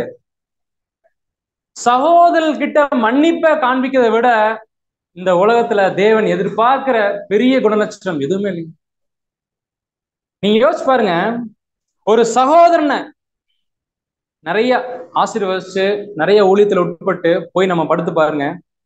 அந்த தூக்கத்துக்கும் ரொம்ப நீண்ட நாள் ஒரு பிரச்சனை, ஒரு மனஸ்தாபத்துல ஒரு சகோதரன் சகோதரியை மன்னிச்சுட்டு போய் நீங்க படுத்து பாருங்க, எந்த தூக்கம் நல்ல நித்திரையா வரும். ஒரு சகோதரன் நான் உண்மையா, ஒரு சகோதரி நான் உண்மையா மன்னிச்சுட்டு, மனசார மன்னிச்சுட்டு போய் நம்ம படுக்கிறோம் இல்லைங்களா, அது யாரா வேணா இருக்கும். அந்த அந்த நைட்டு நம்மளுடைய ஸ்லீப் தேவன் அழகா ஆசீர்வதிப்பார். அந்த நைட்டு மட்டும் கிடையாது, நம்ம வாழ்க்கை அப்படித்தான் இருக்கும். சொல்றாரு எபேசியர் 4:32 வாசிங்க. எபேசியர் 4:32 ஒருவருக்கொருவர் தயவாயும் மன உருக்கமாய் இருந்து கிறிஸ்துவுக்குள் தேவன் உங்களுக்கு மன்னித்தது போல நீங்களும் ஒருவருக்கொருவர் மன்னியுங்கள். நீங்களும் மன்னியுங்கள். அந்த மன்னிப்பு அப்படிங்கிற அந்த ஒரு ஆயுதத்தை என்னால அநேக முறை எடுக்க முடியலையே. பாருங்க எவ்வளவு பெரிய கேரக்டர். கிறிஸ்துவ அங்க பவுலுக்கு கற்றுக் கொடுத்தார். எப்போ? தமஸ்குக்கு அப்புறம் லேட்டரா ஊழியத்துல இவர் போயிட்டார். அதனால என்ன பண்ணிடலாம், மன்னிக்கவே கூடாது, என்ன பண்ணிடலாம், அவருக்கு சரியான பாடம் வேணும் அப்படின்னு 2 பேர் பிரிஞ்சு போனாங்க. யாரு? அப்போஸ்தலர் நடவடிக்கைகள்ல இருக்கும். மார்க் என்னும் மறுநாமம் கொண்ட யோவான். பர்னபா சொல்றாரு கூட்டிட்டு போலான்னு, பவுல் சொல்றாரு வேண்டாம், ஊழியத்துல முன்னாடியே போனவர்னு. ஆனா பர்னபா அங்க மன்னிச்சு கூட்டிட்டு போனாரு. பின்னாட்கள்ல எனக்கு பிரயோஜனமான ஊழியக்காரனா அங்க மார்க்குவ பவுல் சர்டிபிகேட் பண்றாரு. அப்ப பாருங்க, பர்னபா மூலமாக பவுலுக்கு ஒரு லெசன் கொடுக்குறாரு, மன்னிக்கணும். தவறு செஞ்சுட்டார், பலவீனத்துல விட்டக்கூடாது உன் சகோதரனை, நீ மன்னிக்கணும் அப்படின்னு. அப்ப பவுலுக்கு கற்றுக் கொடுத்த ஒரு பாடம் தான் இந்த இடத்துல நாம படிக்கிறோம், சகோதரை மன்னிக்கக்கூடிய குணலட்சணம். அந்த குணலட்சணம் மாத்திரம் எனக்குள்ள இருந்துச்சுன்னா ஆயுசு முழுக்க ராஜ்யத்திலயும் சரி இப்பவும் சரி எனக்கு என்னதான் சமாதானம். சரி, ஏன் இந்த ஒரு மன்னிப்பு தெரியுது ஈஸி தான், ஆனா ஏன் என்னால அதிகமா இதை காண்பிக்க முடியல அப்படின்னா இதுதான் எனக்கு காரணம். I am perfect. நான் எப்படி இருக்கேன்? பெர்ஃபெக்டா தேவனுடைய ஊழியத்தை செய்யறேன், கரெக்டா நான் இருக்கிறேன் என் காரியத்துல அப்படிங்கிற என் மைண்ட் செட் என்னை என்ன பண்ண தெரியுங்களா, மன்னிப்புங்கிற விஷயத்த எடுத்து பயன்படுத்துறதுக்கு முடியாம தவிக்கு. நான் எப்படி தெரியுங்களா இருந்தேன்? இந்த மாதிரிதான் இருந்தேன். வாசிக்கலாம், எபேசியர் 8:12. எபேசியர் 8:12. ஏனெனில் நான் அவர்கள் அநியாயங்களை கிருபையாய் மன்னித்து அவர்கள் பாவங்களையும் அக்கிரமங்களையும் இனி நினையாமலும் இருப்பேன் என்று கர்த்தர் சொன்னார். நான் பாவியா இருந்தேன், அக்கிரமம் செஞ்சுட்டு இருந்தேன், கிறிஸ்து எனக்காக மன்னிச்சார் இல்லைங்களா? அப்ப என் பாவத்தையும் என் அக்கிரமத்தையும் கிறிஸ்து மன்னிச்ச மாதிரி என் சகோதரனுடைய பாவத்தையும் அவருடைய மீறுதலும் ஏன் நான் மன்னிக்கல? இதுல ஒரு பியூட்டிஃபுல்லான விஷயம் என்னன்னா, அவர் எனக்கு எகென்ஸ்டா பண்ணல, அவர் தேவனுக்கு எகென்ஸ்டா பண்ணிட்டா நான் என்ன பண்ண மாட்டேன், பேச மாட்டேன். தேவன் சொல்றாரு, அவர் யாருக்கு எகென்ஸ்டா பண்ணாரு? எனக்கு எகென்ஸ்டா பண்ண. நீ ஏன் பேச மாட்டேன்ற? நான் ஊ மூலியமா அவர்கிட்ட பேசுவேன், நீ போய் பேசு. சொல்லுவாருங்களா மாட்டாருங்களா? கண்டிப்பா தேவன் ஒரு சகோதரர் மூலமா இன்னொரு சகோதரருக்கு என்ன பண்ணுவாரு? கண்டிப்பா பேசுவார். அப்ப நம்ம புரிஞ்சுக்கணும், ஒரு சகோதரன் தவறு இழப்படுறாரு, பலவீனமா இருக்கிறாருன்னா நம்ம என்ன தெரியுமா பண்ணணும்? ஒரு கன்சோல் பண்ணணும், ஒரு அன்பு காண்பிக்கணும், மன்னிக்கணும். அந்த குணலட்சணத்தை நான் எடுக்கும் போது எனக்குள்ள சமாதானம் மாத்திரம்தான் இருக்கு. அன்புக்குரியவர்களே, அதே மரியாள், 2 மரியாள் இருக்காங்க ஊழியத்துல. நறுமணம் தைலம் பூசிய முதல் மரியாள் அவங்க வேற, அவங்க லாசருடைய அவங்க ஊழியத்தோட ஸ்டார்டிங், இந்த ஒரு பாதம் கழுவுதல். இந்த பாதம் கழுவுதல் ஊழியத்தோட லாஸ்ட். அதுதான் உலகம் முழுக்கம் என்னுடைய சுவிசேஷங்கள் இவர் பிரசங்கிக்கப்படுவாள். அதுதான் பாவியான ஸ்திரீ. அந்த ஸ்திரீ சொல்றாங்க, ரோமர் 12:10 வாசிங்க. 12:10. சகோதர சிநேகத்திலே ஒருவர் மேல் ஒருவர் பட்சமாயிருங்கள், கனம் பண்ணுகிறதிலே ஒருவருக்கொருவர் முந்திக் கொள்ளுங்கள். கனம், இந்த ஒரு விஷயம்தான் அந்த ஒரு மன்னிப்ப அந்த இடத்துல எனக்கு காண்பிப்பதற்கு தடையா இருக்குங்க. நீங்க எப்படி தெரியுமா புரிஞ்சுக்கணும்? இந்த இடத்துல மகதலேனா மரியாள் எண்ணெயை பாத்தீங்கன்னா பாதத்துல ஊத்தி என்ன பண்ணாங்க? ஒரு கர்ச்சீஃப் எடுத்து நீங்க என்ன பண்ணுங்க, கிறிஸ்துவே கொஞ்சம் கொடுங்க அப்படின்னு வாஷ் பண்ணாங்களா? தன்னுடைய தலை மயிர்னால, முடின்னு சொல்லுவாங்க அங்க பூர்வீகத்துல மயிர், அந்த முடியில அப்படியே தொடச்சு வாஷ் பண்ணாங்க. இங்க அதான் எனக்கு சொல்றாரு, என்ன தெரியுங்களா, கிறிஸ்து இங்க இல்ல, நறுமணம் தைலம் என்கிட்ட இருக்கு, ஆனா நான் ஊத்தி வாஷ் பண்ண என்ன பண்றது? என் சகோதர சகோதரிகளுக்காக என் கணம் ஒண்ணு இருக்கு இல்லைங்களா, எனக்குன்னு ஒரு கணம் இருக்குல்ல, அதை கொண்டு என் சகோதரனுடைய பாதத்துல வச்சிடணும். என் சகோதரியோட பாதத்துல என் கணத்தை வச்சிடணும். முடி எதுக்கு அடையாளப்படுத்தும்? மகிமை, என் கணம். அதை நான் ஒப்பு கொடுக்குறேன் சகோதரனுக்காக அப்படின்னு நம்ம பாதத்துல வைக்கும் போது நான் பெருசாவே எதையும் எடுத்துக்க மாட்டேன். அந்த இடத்துல எனக்கு மன்னிப்புங்கிற விஷயம் ஈஸியா வந்துடும். அந்த கணம் என்கிட்டயே இருக்கும் போதுதான் மன்னிப்பு என்ன பண்ண முடியாது, வர முடியாது. சொல்றார் யோவான் 13:34 வாசிங்க. யோவான் 13:34. நீங்கள் ஒருவரில் ஒருவர் அன்பாயிருங்கள், நான் உங்களில் அன்பாயிருந்தது போல நீங்களும் ஒருவரில் ஒருவர் அன்பாயிருங்கள் என்கிற புதிதான கட்டளையே உங்களுக்கு கொடுக்கிறேன். இன்னொரு புது கட்டளை கொடுக்குறோம் அப்படின்னு சொல்லி கொடுத்தாரு. என்ன தெரியல கட்டளை? அப்படியே அந்த ரசில் பேருடைய ரைட்டிங்ஸ்ல வாசிச்சோம், இவள் அதிகமாக மன்னிக்கப்பட்டிருந்தால் அதனால என்ன பண்ணிருந்தார்? கர்த்தரிடத்தில் அன்பா இருந்தாள். இதே மாதிரி இந்த அன்பு அப்படிங்கிற இடத்துல, மன்னிப்பு அப்படிங்கிற இடத்துல அன்பு போட்டு படிச்சு பாருங்க. நான் படிக்கிறேன்.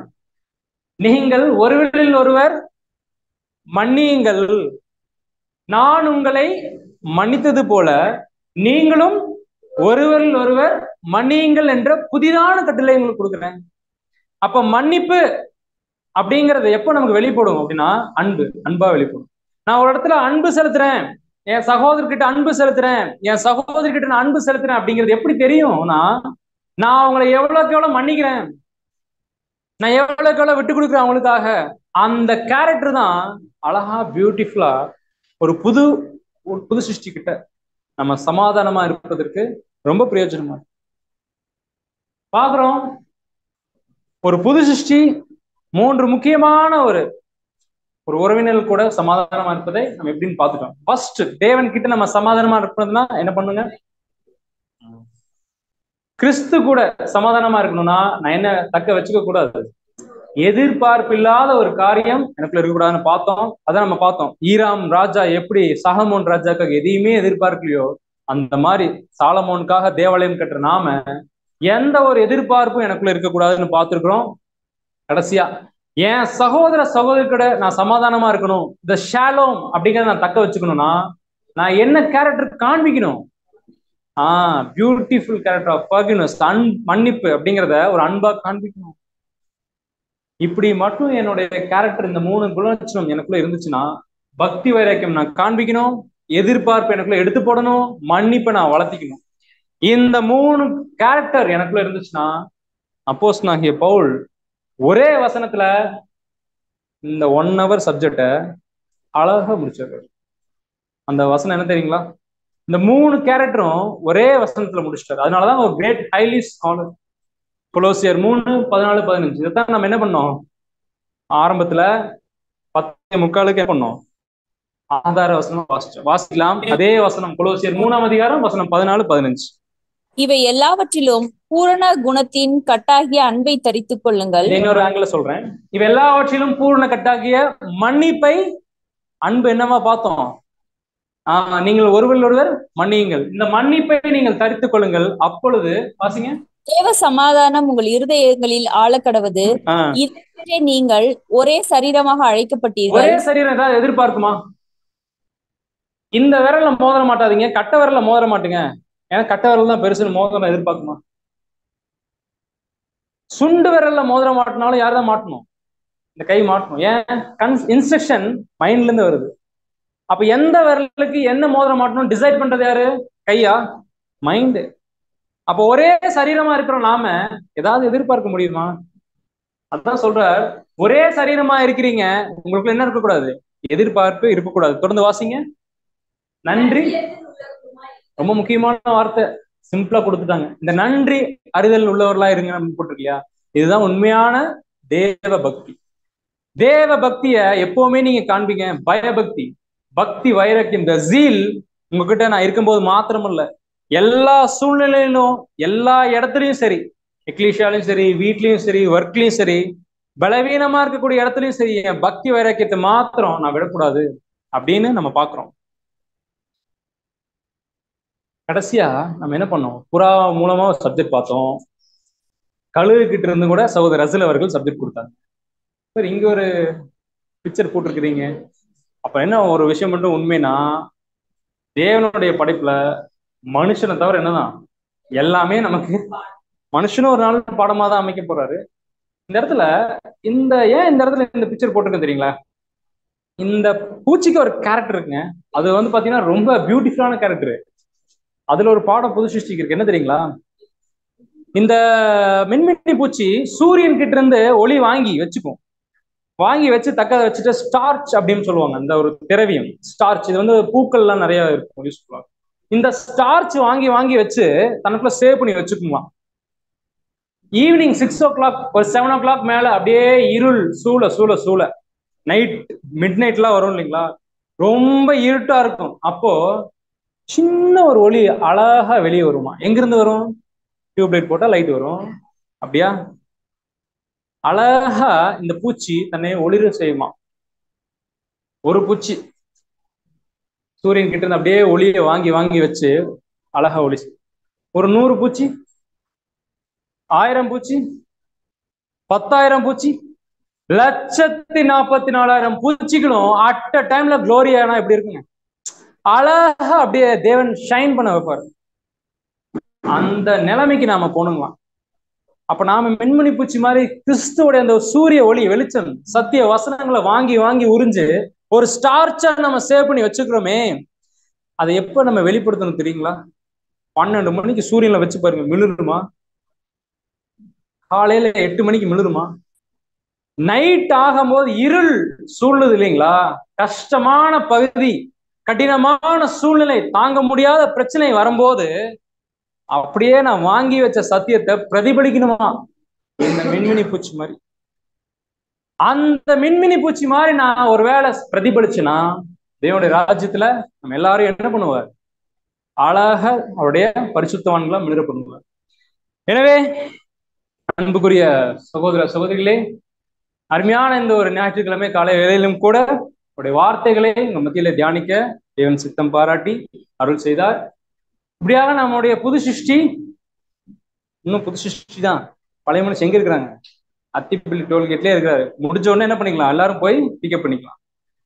நம்முடைய புது சிருஷ்டி வளர்ச்சிக்காக நம்முடைய ஷாலோம், தேவ சமாதானம் நம்ம இடத்துல தக்க வைத்து, தேவன் இருக்கக்கூடிய அவருடைய நிலைமைக்கு நாமே ஒப்பு கொடுத்து, நம்ம அவருடைய குணலட்சணமாக அவராகவே நம்ம மாற என்னென்ன காரியங்கள் எல்லாம் நாம் இந்த பூமியில நம்ம நடப்பிக்கணும் அப்படிங்கிறத இந்த ஒரு தேவன் இன்சார்ஜ் எடுத்த நாள் இல்லைங்களா? ஏன்னா 3 நாள் யார் இன்சார்ஜ் பார்த்தோம்? பிரின்சிபல் டீச்சர் லீவ்ல இருக்காரு 3 நாள். அங்க வானத்திலயும் இல்லை, பூமியிலயும் இல்லை, தேவன் இருக்கு. அப்படிப்பட்டதான எந்த ஒரு நல்ல நாள்ல அவரோட வார்த்தைகளை மத்தியில பகிர்ந்து கொள்ள தேவன் பாராட்டின கிருபைகளுக்கு கொடான கொடி நன்றி. நேரத்தை ஒரு 5 நிமிஷம் தாமதம் ஆயிடுச்சு, அடியனை மன்னிக்கவும். மீண்டுமாக தேவனுடைய சமாதானத்தையும் தேவனுடைய அன்பையும் வாழ்த்துக்களையும் இந்த வேளையில் நான் தெரிவித்துக் கொள்கிறேன். தேவனுக்கு சித்தமானால் உங்களுடைய அந்த அன்பையும் இந்த சமாதானமும் சகோதர சகோதரிகளுக்கு நான் எடுத்து செல்கிறேன். தேவனுடைய நாமம் கிறிஸ்து மூலம் மகிமைப்படுவதாக. தேவன் தாமே நம் அனைவரையும் ஆசீர்வதித்து இந்த நல்ல நாளிலும் வரக்கூடிய நேரத்திலும் வரக்கூடிய நாட்களில் நம்ம ஆசீர்வதித்து அவருடைய ராஜ்யத்தில் எப்படியாயினும் அவருடைய குமாரனுக்கு நம் மனவாட்டியாக சென்று சேர தேவன் தாமே நம் அனைவரையும் ஆசீர்வதித்து வழிநடத்துவாராக. ஆமென்.